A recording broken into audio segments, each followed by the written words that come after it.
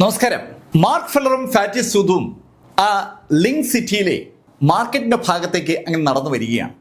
അവരുടെ ലക്ഷ്യം ആ സിൽക്ക് വൂം റിഡ്ജ് എന്നറിയപ്പെടുന്ന സ്ഥലത്തേക്ക് പോകുന്ന ഒരു ടീമിനെ കണ്ടുപിടിക്കുക എന്നുള്ളതാണ്.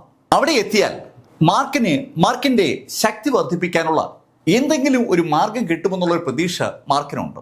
ആ സിൽക്ക് വൂം റിഡ്ജ് എന്ന് പറയുന്ന സ്ഥലം നേരത്തെ ആ ഓൾഡ് മാസ്റ്റർ കാങ് കൊടുത്ത മാപ്പിനകത്ത് നല്ല കറുപ്പില മാർക്ക് ചെയ്തിരിക്കുന്നത്. ആ കറുപ്പിന്റെ ശക്തി കൂടുന്നതനുസരിച്ച് ആ സ്ഥലത്തെ റിസ്ക്കും കൂടും.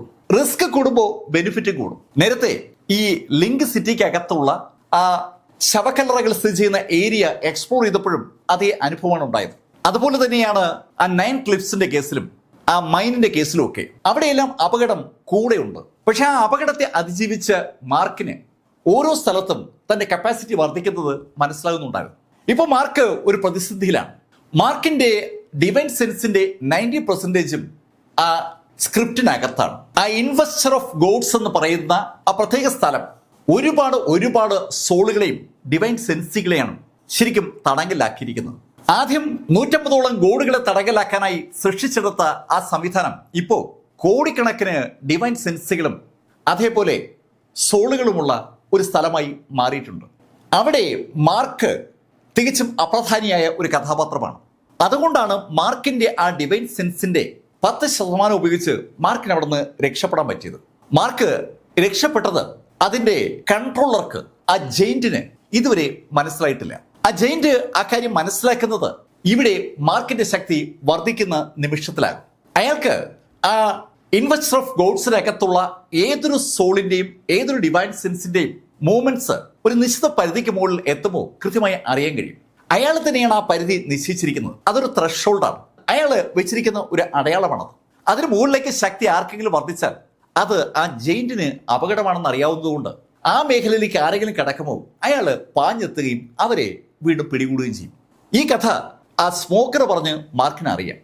മാർക്ക് ആ കാര്യങ്ങളെക്കുറിച്ച് ആലോചിച്ചുകൊണ്ട് മുന്നോട്ട് നടക്കുമ്പോൾ മാർക്കിന്റെ ഡിവൈൻ സെൻസിന്റെ ഭാഗമായ ഡാഗർ മാർക്കിനോട് പറഞ്ഞു, മാർക്ക്, നീ നിന്റെ ഡിവൈൻ സെൻസ് നന്നായി ഒന്ന് സ്കാൻ ചെയ്തിട്ട് ഒരുപാട് നാളായില്ലേ? സർ ഡാഗർ, അങ്ങ് എന്താ അങ്ങനെ പറയുന്നത്? മാർക്കിന്റെ ആ ഡിവൈൻ സെൻസിനുള്ളിൽ ഒരു കത്തിയുടെ രൂപത്തിൽ ഒളിച്ചിരിക്കുന്ന ഗോഡ് ലെവൽ വ്യക്തിയാണല്ലോ ഈ ഡാഗർ. ഡാഗറിനോട് മാർക്ക് അങ്ങനെ തിരിച്ചു ചോദ്യം ചോദിച്ചതും ഡാഗർ മാർക്കിനോട് പറഞ്ഞു, മാർക്ക്, നീ ഒന്ന് സ്കാൻ ചെയ്ത് നോക്ക്. അങ്ങനെ ഡാഗർ പറഞ്ഞതും മാർക്കിന്റെ ആ ഡിവൈൻ സെൻസ് ഉപയോഗിച്ച് മാർക്കിന്റെ ബോഡി ഒന്ന് സ്കാൻ ചെയ്തു തുടങ്ങി. മാർക്കിന്റെ ഡിവൈൻ സെൻസിനകത്ത് എവിടെയോ ഒരു സംഭവം ഉണ്ടെന്നാണ് ഡാഗർ മാർക്കിനെ ഓർപ്പിച്ചത്. സ്കാൻ ചെയ്തപ്പോൾ മാർക്ക് അത് കാണുകയും ചെയ്തു. ശരിക്കും കട്ടി പിടിച്ച ഒരു ഐസ് കട്ടയുടെ രൂപത്തിൽ ഒരു സംഭവം മാർക്കിന്റെ ഡിവൈൻ സെൻസിൽ അങ്ങനെ പറ്റിച്ചേർന്നിരിക്കുകയാണ്. മാർക്കിന്റെ ഡിവൈൻ സെൻസിന്റെ 90% ഇപ്പോ അവിടെ ആ ഇൻവെസ്റ്റർ ഓഫ് ഗോഡ്സിനകത്താണ്. ബാക്കിയുള്ള 10% ഭാഗമായി അതങ്ങനെ പറ്റിച്ചേർന്നിരിപ്പുണ്ട്. ഐസ് കട്ടയുടെ രൂപത്തിലാണ് അത് ഇരിക്കുന്നത്. മാർക്കിന്റെ അവശേഷിക്കുന്ന ഡിവൈൻ സെൻസ് ഉപയോഗിച്ച് അതിനെ ഒന്ന് ഇളക്കാൻ നോക്കിയിട്ടും അത് ഇളകുന്നില്ല. നല്ല കറുത്ത കട്ടി പോലുള്ള ഒരു സംഭവം. അത് എന്താണെന്ന് മാർക്കിന് മനസ്സിലാക്കാതെ വന്നതും മാർക്ക് സർ ഡാഗറോട് തന്നെ ആ വിവരം തിരക്കി. സർ ഡാഗർ, ഇതെന്താ സംഭവം? മാർക്ക്, നീ ആ 90th പ്രിസണിൽ പോയ സമയത്ത് നിന്റെ ഉള്ളിലെ നൈറ്റ് എനർജി അവിടെയുള്ള ശക്തിയെ ആഗിരണം ചെയ്ത് നിനക്ക് സമ്മാനിച്ചതാണ് ആ സംഭവം. സർ ഡാഗർ, അത് എനിക്കെങ്ങനെ ഗുണപ്പെടും? മാർക്ക്, അതൊന്നും പറഞ്ഞു തരാൻ എനിക്ക് പറ്റത്തില്ല. നീ പക്ഷേ അതിനെക്കുറിച്ച് ഇപ്പോൾ കൂടുതൽ ആലോചിക്കണ്ട. നിനക്ക് എന്തായാലും അത് ഗുണപ്പെടും. അങ്ങനെ പറഞ്ഞ ഡാഗർ പെട്ടെന്ന് അയാളുടെ സംഭാഷണം അവസാനിപ്പിക്കുകയും ചെയ്തു. മാർക്ക് പിന്നെയും ഡാഗറോട് പലതും ചോദിച്ചെങ്കിലും ഡാഗർ പിന്നീടൊന്നും പറഞ്ഞില്ല. നേരത്തെ മാർക്കിന്റെ ഡിവൈൻ സെൻസിന്റെ ഭാഗമായി ഉണ്ടായിരുന്ന ബുദ്ധൂസിനും അതിനുശേഷം യാവോ ചക്രവർത്തിക്കും ഒക്കെയുള്ള ഒരു കുഴപ്പം ഇതാണ്. മാർക്ക് അവരോട് പല കാര്യങ്ങൾ ചോദിക്കുമ്പോൾ അവർ പറയേണ്ട കാര്യം മാത്രം പറഞ്ഞതിന് ശേഷം പെട്ടെന്ന് നിശബ്ദരാകും. ഇവിടെ ഈ സർ ഡാഗറും അത് തന്നെയാണ് ചെയ്യുന്നത്. മാർക്കിന്റെ ബോഡിയുടെ ഭാഗമായിരിക്കുന്ന സമയത്ത് അവർ 3 പേരും മാർക്കിനെ സപ്പോർട്ട് ചെയ്യുകയും ചെയ്തിട്ടുണ്ട്. ബുദ്ധൂസ് ആണെങ്കിലും യാവോ ചക്രവർത്തി ആണെങ്കിലും ഇപ്പൊ ഇതാ സർ ഡാഗർ ആണെങ്കിലും സമാന സ്വഭാവത്തിലാണ് മാർക്കിനോട് ഇടപെടുന്നത്. അതിനെക്കുറിച്ച് ആലോചിച്ചപ്പോൾ മാർക്ക് പെട്ടെന്ന് ആ ബുദ്ധൂസിനെയും അതുപോലെ തന്നെ യാവോ ചക്രവർത്തിയും അറിയാതെ സ്മരിച്ചു പോവുകയാണ്. അവരൊക്കെ ഇപ്പൊ എവിടെയാണെന്നോ? മാർക്കിന്റെ ബോഡിയുടെ ഭാഗമായി മാർക്കിനോട് സംസാരിച്ചുകൊണ്ട് നടന്ന കക്ഷികളാണ്. അവരുമായിട്ട് മറ്റാർക്കും ഇല്ലാത്ത ഒരു അടുപ്പം മാർക്കിനുണ്ട്. അതിനെക്കുറിച്ച് ആലോചിച്ചപ്പോൾ മാർക്കിന്റെ മനസ്സിൽ പിന്നെയും ചില കഥാപാത്രങ്ങളൊക്കെ കടന്നു വരികയാണ്. ഷാങ് മാങ്ങും ജൂവും എമിലി ബ്ലാക്കും അങ്ങനെ പലരും. എമിലി ബ്ലാക്കിന്റെ കാര്യം ആലോചിച്ചപ്പോൾ മാർക്കിന്റെ ഉള്ള് ഒന്ന് തേങ്ങിയെന്ന് പറയാം. എമിലി മാർക്കിന് വേണ്ടി ആ ഹെവൻലി സിന്നുമായി ഒരു കരാർ ഒപ്പിട്ടിരിക്കുകയാണ്. മാർക്ക് എമിലിയുടെ ഒരവസ്ഥ നേരിൽ കണ്ടിട്ടുണ്ട്. അതങ്ങ് പൈറോയിലാണ്. പൈറോയുടെ തലസ്ഥാനമായ ന്യൂ സെലസ്റ്റിലെ അജിങ്തു മാർഷൽ അക്കാദമിക്കകത്ത് എമിലി ബ്ലാക്ക് അനുഭവിച്ച ആ ദുരന്തം, ശരിക്കും ആ വേദന മാർക്ക് ഇപ്പോഴും മറന്നിട്ടില്ല. അതേ ശൈലിയിൽ എമിലി ഇപ്പോൾ ആ ഹെവൻലി സിന്നകത്ത് പീഡിപ്പിക്കപ്പെടുകയാണ്. മാർക്കിന് അക്കാര്യം ഏകദേശം ഉറപ്പുണ്ട്. മാർക്ക് കൂടുതൽ ശക്തി നേടിയാലേ ആ ഹെവൻലി സിനിൽ നിന്ന് എമിലി ബ്ലാക്കിനെ രക്ഷിക്കാൻ പറ്റും.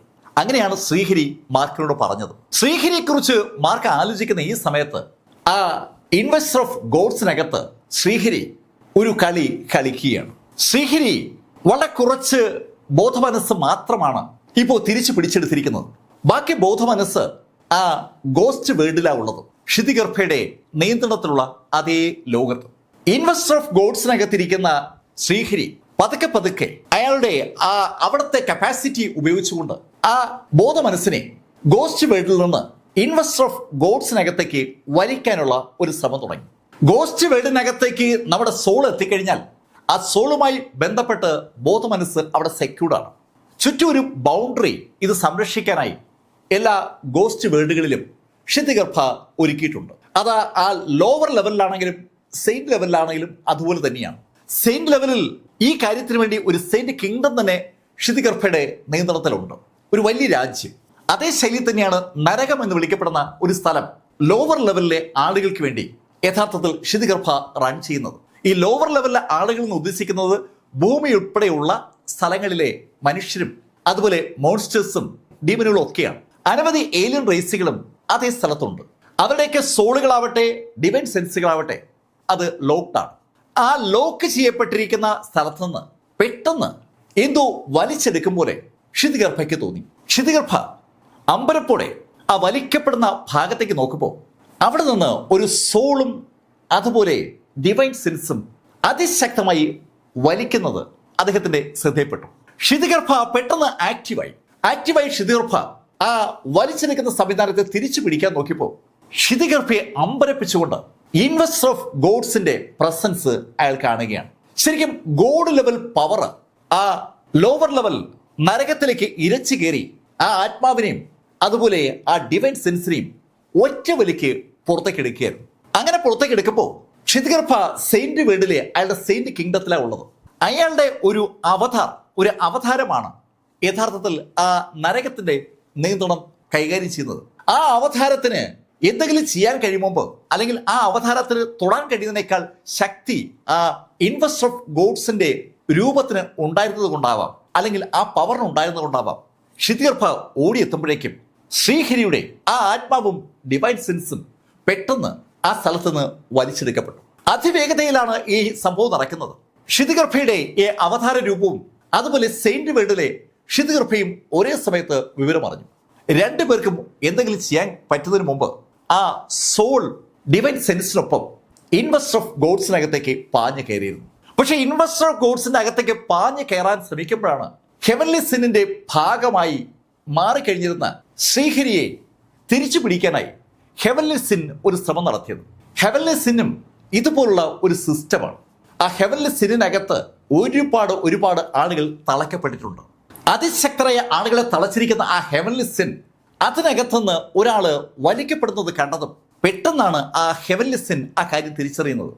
അതിശക്തരായ ഒരുപാട് ആളുകളെ തളച്ചിരിക്കുന്ന ഹെവൻലി സിൻ അവിടെ നിന്ന് ആ ഒരു വലിക്കപ്പെടുന്ന കണ്ടതും പെട്ടെന്ന് ആക്ട് ചെയ്യുമ്പോൾ സാക്ഷാൽ ശ്രീഹരിയുടെ ഡിവൈൻ സെൻസ് അവിടെ നിന്ന് പിൻവലിക്കപ്പെടുന്നതാണ് കണ്ടത്. ആ ഡിവൈൻ സെൻസിനെ പിന്തുടർന്ന് അതിനെ പിടികൂടാനായി ഹെവൻലി സിൻ ഒരു ശ്രമം നടത്തിയെങ്കിലും അപ്പോഴേക്കും ഈ ഗോസ്റ്റ് വേൾഡിൽ നിന്ന് എത്തിയ ഡിവൈൻ സെൻസും ഹെവൻലി സിൽ നിന്നെത്തിയ ഡിവൈൻ സെൻസും ഒന്നിച്ച് ചേർന്ന് കഴിഞ്ഞു.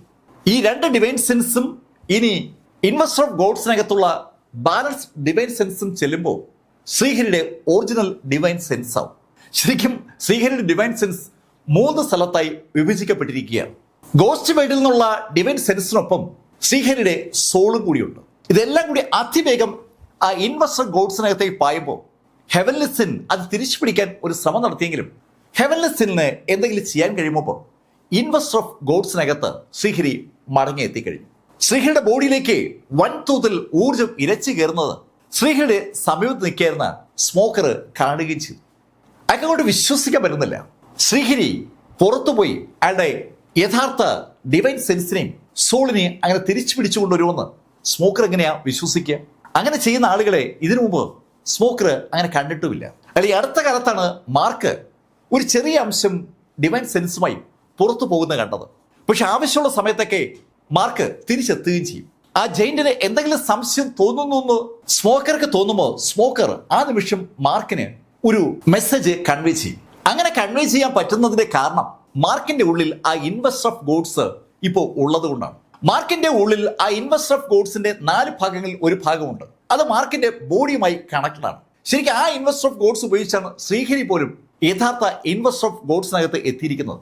അതുകൊണ്ട് തന്നെ മാർക്കിന്റെ ചുറ്റും നടക്കുന്ന കാര്യങ്ങളൊക്കെ ഇപ്പൊ കൃത്യമായിട്ട് സ്മോക്കർക്കും അതുപോലെ ശ്രീഹരിക്കും കാണാം. ശ്രീഹരി ഇൻവെസ്റ്റർ ഓഫ് ഗോഡ്സിനകത്ത് മടങ്ങി എത്തിക്കഴിഞ്ഞതും ശ്രീഹരിക്ക് ഒരു വല്ലാത്ത പുഞ്ചിരി ഉണ്ടായി. ശ്രീഹരിയുടെ നഷ്ടപ്പെട്ടു പോയ ഓർമ്മകൾ ഇതാ പൂർണ്ണമായി ശ്രീഹരി തിരിച്ചു പിടിച്ചിരിക്കുകയാണ്. ഗോസ്റ്റ് വേൾഡിനകത്ത് കിടക്കുന്ന ഏതൊരാളുടെയും സകല ഓർമ്മകളും അവിടെ അങ്ങ് മാച്ചുകളെ അത് ഇപ്പൊ ഇതാ ശ്രീഹരി തിരിച്ചു പിടിച്ചിരിക്കുകയാണ്. ക്ഷിതിഗർഭ അയാളുടെ ആ കിങ്ഡത്തിൽ അസ്വസ്ഥനായി ആ ഇൻവെസ്റ്റർ ഓഫ് ഗോഡ്സ് ഉണ്ടെന്ന് തോന്നുന്ന ആ ദിക്കിലേക്ക് ഒന്ന് സൂക്ഷിച്ചു നോക്കി. സെയിന്റ് വേൾഡിനേക്കാൾ മുകളിലാണ് ഗോഡുകളുടെ ആ ലോകം. അവിടെയാണ് ഈ ഇൻവെസ്റ്റർ ഓഫ് ഗോഡ്സ് സൃഷ്ടിക്കപ്പെട്ടിരിക്കുന്നത്. ഗോഡുകളുടേതായ ഒരു ലോകം. ആ ലോകത്തോടെ ഏറ്റുമുട്ടാൻ സെയിന്റായ തനിക്ക് പറ്റില്ല എന്നുള്ള കാര്യം ക്ഷിതിഗർഭയ്ക്ക് അറിയാം. അതുകൊണ്ട് തന്നെ അസ്വസ്ഥതയോടെ ആ ഭാഗത്തേക്ക് അങ്ങനെ നോക്കി നിൽക്കാനല്ലാതെ ഒന്നും ചെയ്യാൻ ക്ഷിതിഗർഭയ്ക്ക് പറ്റിയില്ല. അവിടെ ആ സംഭവവികാസങ്ങൾ അങ്ങനെ നടക്കുമ്പോൾ മാർക്ക് ഫെല്ലർ ആ മാർക്കറ്റിൽ എത്തിക്കഴിഞ്ഞു. മാർക്കറ്റിൽ നല്ല തിരക്കാണ്. ഫാറ്റി സീതു മാർക്കിനോട് ചോദിച്ചു, മാർക്ക്, ഇവിടെ ഇപ്പോ ആരാ നമ്മളെ സഹായിക്കുക? ഏയ് ഫാറ്റി, നമുക്ക് നോക്കാം. അങ്ങനെ മാർക്ക് പറയുമ്പോഴേക്കും അനവധി സ്ഥലങ്ങളിൽ ആളുകൾ ഇങ്ങനെ അവരുടെ ആവശ്യം ഉറക്കെ വിളിച്ചു പറയുകയാണ്. ശരിക്കും നമ്മുടെയൊക്കെ നാട്ടിൽ പണിക്ക് ബംഗാളികൾ വിളിച്ചു കയറ്റും പോലെ ഓരോ ഓപ്പറേഷന് വേണ്ടി ആളുകളെ അവിടെ റിക്രൂട്ട് ചെയ്യാണ്. റിക്രൂട്ട്മെന്റിൽ താല്പര്യമുള്ള ആയിരക്കണക്കിന് ആളുകളാണ് എല്ലാ ദിവസവും ആ മാർക്കറ്റിലേക്ക് വരുന്നത്. പലതരത്തിലുള്ള ആവശ്യങ്ങൾക്ക് വേണ്ടിയാണ് അവിടെ റിക്രൂട്ട്മെന്റ് നടക്കുന്നത്. എക്സ്പ്ലോറേഷന്റെ ആ ഒരു അപകടം കൂടുന്നതനുസരിച്ച് ലഭിക്കുന്ന പ്രതിഫലവും കൂടുമെന്ന് അറിയാവുന്നത് കൊണ്ട് തന്നെ ആളുകൾ പലരും ഒരുപാട് അപകടമുള്ളത് സ്വയം തിരഞ്ഞെടുക്കാറുണ്ട്. പക്ഷെ അങ്ങനെ അവർ തിരഞ്ഞെടുക്കാൻ ശ്രമിക്കുമ്പോൾ ചില ഏജൻസികളെങ്കിലും അല്ലെങ്കിൽ ചില റിക്രൂട്ട്മെന്റ് ബോർഡുകളെങ്കിലും ആളുകളുടെ കപ്പാസിറ്റി നോക്കിയിട്ട് പലരെയും ഒഴിവാക്കാറുണ്ട്. അവരതിന്റെ കാരണം പറയും, ഏയ് ഇവിടെ 6th ലെവലുകാർക്ക് മാത്രമേ പ്രവേശനമുള്ളൂ, അതിന് താഴോട്ടുള്ള ആളുകൾ പോയാൽ അവർ കൊല്ലപ്പെടും. അത് മാത്രമല്ല, അങ്ങനെയുള്ള ആളുകൾ വന്നാൽ ഞങ്ങൾക്ക് കൂടി ബുദ്ധിമുട്ടാവും. വേറൊരു സ്ഥലത്ത് നമ്മൾ ചെല്ലുമ്പോൾ കേൾക്കുന്ന കഥ 7th ലെവലുകാരെ റിക്രൂട്ട് ചെയ്യുന്നതാണ്. അതിന് താഴോട്ടുള്ള ആളുകൾ അവർക്ക് വേണ്ട.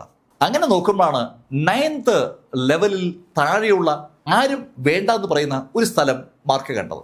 മാർക്കും ഫാറ്റി സീതുവും അവരുടെ ആ റിക്രൂട്ട്മെന്റ് ആക്ടിവിറ്റി അങ്ങനെ നോക്കി നിൽക്കുമ്പോൾ അതിന് സമീപത്തായി മറ്റൊരു സ്ഥലത്ത് കുറേയേറെ ആളുകൾ നിൽക്കുന്നുണ്ട്. കണ്ടാൽ തന്നെ അറിയാം അവരെല്ലാം അതിശക്തരാണ്. ഫാറ്റി സീതു ആ ആളുകളെ ഒന്ന് നോക്കിയിട്ട് അതിൽ ഒരാളോട് ചോദിച്ചു, ബ്രദർ, നിങ്ങൾ എങ്ങോട്ടാ പോകുന്നത്? ഞങ്ങള് ബീസ്റ്റ് ഡൊമൈനിലേക്കാണ് പോകുന്നത്. ബീസ്റ്റ് ഡൊമൈനിലേക്കോ? അതെ, ബീസ്റ്റ് ഡൊമൈനിലേക്ക്. ബീസ്റ്റ് ഡൊമൈൻ എന്ന് ആ വ്യക്തി പറഞ്ഞതും ഫാറ്റി സീതുവിന്റെ മുഖത്ത് ഒരു പുഞ്ചിരി വിരിഞ്ഞു. അവർ പോകാൻ ഉദ്ദേശിക്കുന്ന സ്ഥലത്തിന് വളരെ അടുത്താണ് ഈ ബീസ്റ്റ് ഡൊമൈൻ. ആ ബീസ്റ്റ് ഡൊമൈനെ കൃത്യമായി വിളിക്കുക 8 ഡെസലറ്റ് ബീസ്റ്റ് ഡൊമൈൻ എന്നാണ്. ശരിക്കും അതൊരു ഡേഞ്ചർ സ്ഥലമാണ്. മാർക്കിന്റെ കൈവശമുള്ള ആ മാപ്പിൽ നല്ല കറകറുത്ത മഷി കൊണ്ട് രേഖപ്പെടുത്തിയിരിക്കുന്ന സ്ഥലമാണ് ആ ബീസ്റ്റ് ഡൊമൈൻ. അവിടേക്ക് പോകാനുള്ള 80ഓളം വരുന്ന ഒരു ടീമിനെയാണ് അവിടെ റിക്രൂട്ട് ചെയ്തുകൊണ്ടിരിക്കുന്നത്. അത് കണ്ടതും ഫാറ്റി സിന്ധു ആ ആളോട് ചോദിച്ചു, ബ്രദർ, ഞാനും എൻ്റെ സുഹൃത്തും അങ്ങോട്ടേക്ക് വരാൻ ആഗ്രഹിക്കുന്നുണ്ട്, ഞങ്ങളെ കൂടി കൊണ്ടുപോകും. ഹേയ് ബ്രദർ, അത് പറ്റത്തില്ല. ഇവിടെ പീക്ക് ലെവൽ ആളുകൾ മാത്രമേ എടുക്കൂ. നീ നിന്റെ ഈ സുഹൃത്തും 9th ലെവൽ ആണെന്ന് എനിക്കറിയാം. പക്ഷേ നിങ്ങളുടെ സ്ട്രെങ്ത് പീക്ക് ലെവലിലേക്ക് ബ്രേക്ക് ചെയ്തിട്ടില്ല. അങ്ങനെ ബ്രേക്ക് ചെയ്താലേ നമ്മളെ കൂടെ വന്നതുകൊണ്ട് ഞങ്ങൾക്കോ നിങ്ങൾക്കോ ഉപയോഗം ഉണ്ടാവും. ഈ സംഭാഷണം കേട്ട് നിൽക്കുകയാണ് മാർക്ക് ഫെല്ലർ. 80ഓളം വരുന്ന പീക്ക് ലെവൽ യോദ്ധാക്കളുമായിട്ട് ഒരു ടീം ഒരു എക്സ്പ്ലോറേഷൻ നടത്താൻ പോവുകയാണ്. ബീസ്റ്റുകളുടെ ഒരു ഡൊമൈൻ മേഖലയിലേക്കാണ് ആ എക്സ്പ്ലോറേഷൻ. അവരുടെ കേന്ദ്രം എന്ന് വിളിക്കുന്ന 8 ഡെസലറ്റ് ബീസ്റ്റ് ഡൊമൈനാണ് ടാർഗറ്റ്. അവിടുന്ന് കുറച്ചുകൂടി പോയാൽ ആ സിൽക്ക് വേമൊക്കെ ഉണ്ടായി വന്ന ആ ഡിവൈൻ സിൽക്ക് വൂം റിഡ്ജസിൽ മാർക്കും ടീമും എത്തും. അതുകൊണ്ട് തന്നെ അവിടേക്ക് പോകാൻ ഈ ടീമിന്റെ സഹായം കിട്ടിയാൽ അത് നല്ലതാണെന്നുള്ള ധാരണയിലേക്ക് മാർക്കും എത്തിയിട്ടുണ്ട്. പക്ഷേ ഫാറ്റി സിധു എന്തൊക്കെ പറഞ്ഞിട്ടും ആ ചെറുപ്പക്കാരൻ ഫാറ്റി സിധുവിനോട് ആദ്യം പറഞ്ഞ കാര്യത്തിൽ തന്നെ ഉറച്ചു നിൽക്കുകയാണ്. അവർ പീക്ക് ലെവലിലായിരുന്നെങ്കിൽ അവരെ കൂടി റിക്രൂട്ട് ചെയ്യുന്നത്. ഇപ്പൊ അവർക്ക് 2 ആളുകൾ കൂടി വേണം. അതിനാണ് ആ ടീം അവിടെ നിൽക്കുന്നത്.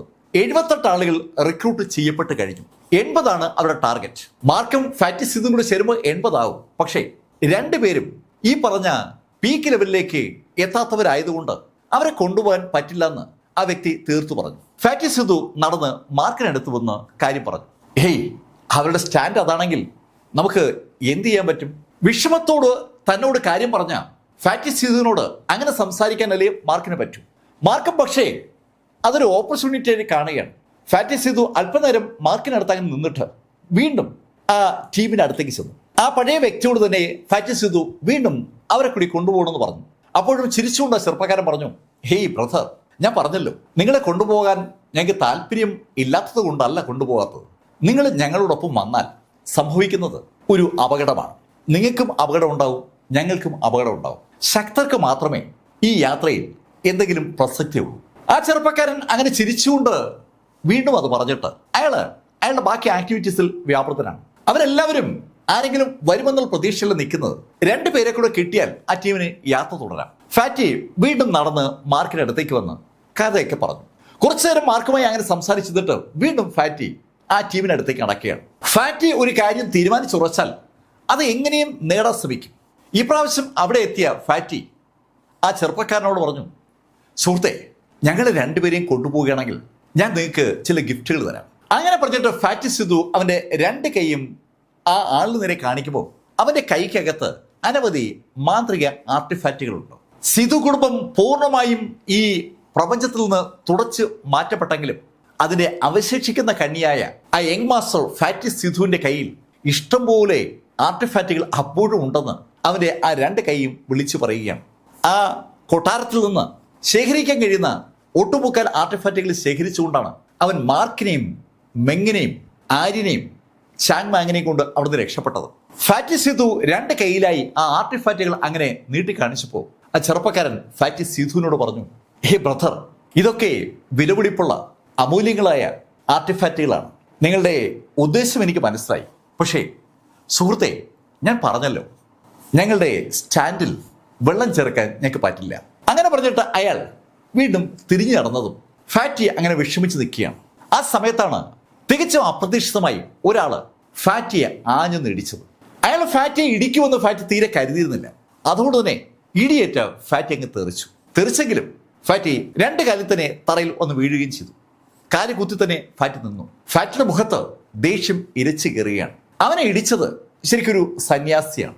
അയാളൊരു മുട്ടയാണ്, സന്യാസി വേഷത്തിലുമാണ്. ദേഷ്യത്തോടെ ഫാറ്റി സിധു അയാളുടെ നേരെ ഓടിച്ചെന്നു. ഏയ്, നീ എന്തിനാണ് ഇടിച്ചത്? എടോ, നിനപ്പിനെ ഇടിക്കാതെ ഒരു കാര്യം എത്ര തവണ എന്ന് വെച്ചാൽ നിന്നോട് പറയുക. നിന്നെ പോലുള്ള പാടുകളെ കൊണ്ടുപോകാനല്ല ഈ മിഷൻ ഞങ്ങൾ പ്ലാൻ ചെയ്തിരിക്കുന്നത്. നിനക്ക് എന്റെ ഒരു കൈ തടുക്കാൻ പോലുള്ള കരുത്തില്ല. അപ്പോഴാണോ നീ ഞങ്ങൾക്കിപ്പോൾ വരാൻ ശ്രമിക്കുന്നത്? അങ്ങനെ പറഞ്ഞുകൊണ്ട് ആ സന്യാസി വീണ്ടും ഫാറ്റിയെ ആഞ്ഞു നിടിച്ചു. പക്ഷെ ഇപ്രാവശ്യം ഫാറ്റി അവന് ഇടത് കൈ ഒന്ന് അനക്കിയതും ഒരു സീല് തൊട്ടു മുന്നിൽ പ്രത്യക്ഷപ്പെട്ടു. ആ സീല് ആ ഇടി തടുക്കുകയും ചെയ്തു. അത് കണ്ടതും ആ സന്യാസി ഒന്ന് ചിരിച്ചു. ആർട്ടിഫാക്റ്റ് വെച്ചിട്ട് എന്നെ തടുക്കാന്നാണോ നീ കരുതുന്നത്? ഇതൊക്കെ പിള്ളേര് കളിക്ക് കൊള്ളാം. അങ്ങനെ പറഞ്ഞിട്ട് ആ മൊട്ട സന്യാസി ഒന്ന് കറങ്ങി തിരിഞ്ഞതും അയാളുടെ കയ്യിൽ ഒരു വാള് പ്രത്യക്ഷപ്പെട്ടു. ശക്തമായ പ്രകാശം ഓർപ്പിക്കുന്ന ആ വാള് അതിവേഗതയിൽ അവനൊന്ന് വീശുകയാണ്. ആ വാള് തനിക്കെതിരെ പാഞ്ഞു വരുന്ന കണ്ടതും ഫാറ്റി സിധു തന്റെ കൈവശം ഉണ്ടായിരുന്ന ഒരു സീല് പതുക്കെ അനക്കി. ആ നിമിഷത്തിൽ ഫാറ്റി സിധുവിന് ചുറ്റുമായി ഒരു എനർജി ബാരിയർ ഉണ്ടായി. ആ ബാരിയറിലേക്കാണ് ആ വാളിന്റെ സോഡ് ലൈറ്റ് വന്നിടിക്കുന്നത്. മാർക്കറ്റിൽ ഒരുപാട് ആളുകളുണ്ട്. ഒരുപാട് ഏജൻസികൾ ആളുകളെ റിക്രൂട്ട് ചെയ്തുകൊണ്ടിരിക്കുന്ന സമയമാണ്. ആ സമയത്താണ് ആ മാർക്കറ്റിൽ ഒരു സ്പോട്ടിൽ ആ ശൈലിയിൽ ഒരു സംഘടന ഉണ്ടാകുന്നു. ആ എനർജി ബാരിയറിൽ ആ വാളിന്റെ ലൈറ്റ് ഇടിച്ചതും ഒരു സ്ഫോടനം തന്നെ അവിടെ ഉണ്ടായി. അനവധി ആളുകളുടെ ശ്രദ്ധ ഓട്ടോമാറ്റിക്കായിട്ട് ആ മേഖലയിലേക്ക് പതിഞ്ഞു. ആ ബാരിയറിൽ വാള് തട്ടിയതും ആ മോട്ടർ സന്യാസി 2 സ്റ്റെപ്പ് പുറകോട്ട് മാറി. ഇപ്പോ അയാളുടെ മുഖത്ത് ഒരു വല്ലാത്ത ചിരിയാണ്. ഹേയ്, നീ അത്യാവശ്യം ആർട്ടിഫാക്റ്റുകളുമായിട്ടാണ് ഇറങ്ങിയിരിക്കുന്നതല്ലേ. എന്നാൽ നമുക്കൊന്ന് നോക്കാം. അങ്ങനെ പറഞ്ഞുകൊണ്ട് അയാൾ പെട്ടെന്ന് തറയിൽ നിന്ന് ആഞ്ഞു ചവിട്ടിയതും അയാൾ മുകളിലേക്ക് ഉയർന്നത് ഒരേ നിമിഷത്തിലാണ്. അയാൾ ഫാറ്റി സുധുവിന്റെ തലയ്ക്ക് മുകളിലേക്ക് അതിവേഗം കുതിച്ചെത്തിയ ആ നിമിഷത്തിൽ ആ മൊട്ട സന്യാസി ആ വാള് അന്തരീക്ഷത്തിൽ ഒന്ന് കറക്കുമ്പോൾ ആ മാർക്കറ്റിലെ മുഴുവൻ ആളുകളും ആ കാഴ്ച കാണുകയാണ്. ഒരു സന്യാസിത അന്തരീക്ഷത്തിൽ നിന്നുകൊണ്ട് വാള് കറക്കുകയാണ്. ഒരു പീക്ക് ലെവൽ യോദ്ധാവിന് മാത്രമേ ആ ശൈലിയിൽ അന്തരീക്ഷത്തിൽ അങ്ങനെ തങ്ങി നിൽക്കാൻ പറ്റൂ. ആ പീക്ക് ലെവൽ യോദ്ധാവ് ഇതാ താണു നിൽക്കുന്ന ഒരു വണ്ണമുള്ള ഒരാളെയാണ് നേരിടുന്നത്. അത്രയും കാര്യങ്ങൾ ഒറ്റ നോട്ടത്തിൽ തന്നെ ആളുകൾക്കൊക്കെ മനസ്സിലായി. അതിശക്തമായ സോഡ് ലൈറ്റ് അതിവേഗം ആകാശത്തുനിന്ന് ഫാറ്റി സിധുവിനെ ആക്രമിക്കുന്ന ആ കാഴ്ച മാർക്ക് കണ്ടു. മാർക്ക് ആ കാഴ്ചയിലേക്ക് അങ്ങനെ നോക്കുമ്പോഴേക്കും ഫാറ്റി സിധു ആ സോഡ് പ്രകാശമൊക്കെ അവന്റെ ഡിവൈൻ ആർട്ടിഫാക്റ്റുകൾ വെച്ച് തടുക്കുകയും ചെയ്തു. പെട്ടെന്ന് ആ സന്യാസി ആ വാളങ്ങ് പിൻവലിച്ചു. വാള് പിൻവലിച്ചിട്ട് അയാൾ കയ്യെന്ന് അനക്കിയതും ശക്തമായ ഒരു ഊർജ്ജ സോഴ്സ് ഫാറ്റിക്കും അയാൾക്കും ഇടയിലുണ്ടായി. ആ നിമിഷത്തിൽ അയാൾ താഴേക്ക് താഴ്ന്നു വരികയും ചെയ്തു. ഇപ്പോൾ അയാൾ സൃഷ്ടിച്ചിരിക്കുന്ന ആ പ്രകാശത്തിന് വൻ പവർ. ആ പവറോടുകൂടി അയാൾ ആ ഫാറ്റി സുധുവിനെ ഒന്ന് വളയുകയാണ്. ശരിക്കും ഫാറ്റി സുധുവിനെ ഒരു കൂട്ടിനകത്തേക്ക് അയാൾ തളയ്ക്കുന്ന ഒരു രംഗം. അയാളുടെ അതിശക്തമായ ആക്ഷൻ ഫാറ്റി സുധുവിനെ ഏതാണ്ട് കുടുക്കി എന്ന് തോന്നിയ നിമിഷത്തിൽ പെട്ടെന്നാണ് ആ പ്രകാശത്തിന്റെ ഇടയിലേക്ക് മറ്റൊരു പ്രകാശം കടന്നു വന്നത്. ശക്തമായ ഒരു ചുവന്ന പ്രകാശം ഫാറ്റി സിധുവിനും ആ സന്യാസിക്കും ഇടയിലേക്ക് കടന്നു എന്ന് മാത്രമല്ല, ആ ചുവന്ന പ്രകാശം ആ സന്യാസിയുടെ പ്രകാശത്തെ ഒരുപാട് പുറകോട്ട് തള്ളുകയും ചെയ്തു. ഇപ്പോൾ നമുക്ക് ഫാറ്റി സിധുവിന്റെ തൊട്ടു മുന്നിൽ സാക്ഷാൽ മാർക്ക് ഫെല്ലറെ കാണാം. മാർക്ക് ഏതെങ്കിലും ശൈലിയിൽ മാർക്കിന്റെ കപ്പാസിറ്റി പൊതുജന മധ്യത്തിൽ അവതരിപ്പിച്ചാൽ മാർക്കിനെ ആളുകൾ ഐഡന്റിഫൈ ചെയ്യാനുള്ള സാധ്യതയുണ്ട്. അതുകൊണ്ട് വളരെ രഹസ്യമായിട്ട് അവിടെ മാർക്കറ്റിൽ എത്തിയതാണ് മാർക്കും അതുപോലെ ഫാറ്റി സിധു. പക്ഷെ ഇപ്പോൾ ഫാറ്റി സിധുവിന്റെ ജീവൻ തന്നെ അപകടത്തിലായി എന്ന് തോന്നിയ നിമിഷത്തിൽ മാർക്കിന് ഇടപെടുകയല്ലാതെ വേറെ മാർഗം ഉണ്ടായിരുന്നില്ല. മാർക്ക് പെട്ടെന്ന് കയ്യെന്ന് അനക്കിയതും ആ ചുവന്ന പ്രകാശം ആ സന്യാസിയെ ഒത്തിരി പുറകോട്ട് തള്ളി. സന്യാസി മാർക്കിനെ ഒന്ന് സൂക്ഷിച്ചു നോക്കി. അയാള് എന്നിട്ട് രണ്ട് കൈയും ഒന്ന് അനക്കി.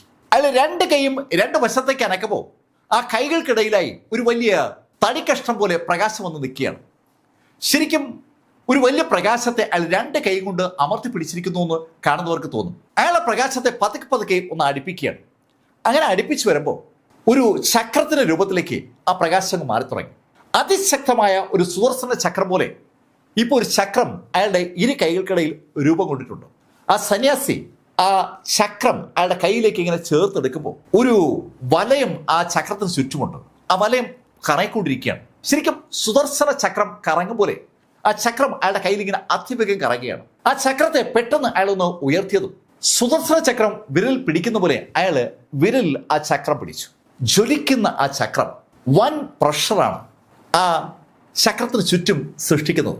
ആ ചക്രത്തിന്റെ ആ പ്രകാശവും ആ ചക്രത്തിന്റെ അതിവേഗതയിലുള്ള ആ കറക്കവും ഒരുപാട് ആളുകളുടെ ശ്രദ്ധ ആ രംഗത്തിലേക്ക് വിളിച്ചു വരുത്തിയിട്ടുണ്ട്.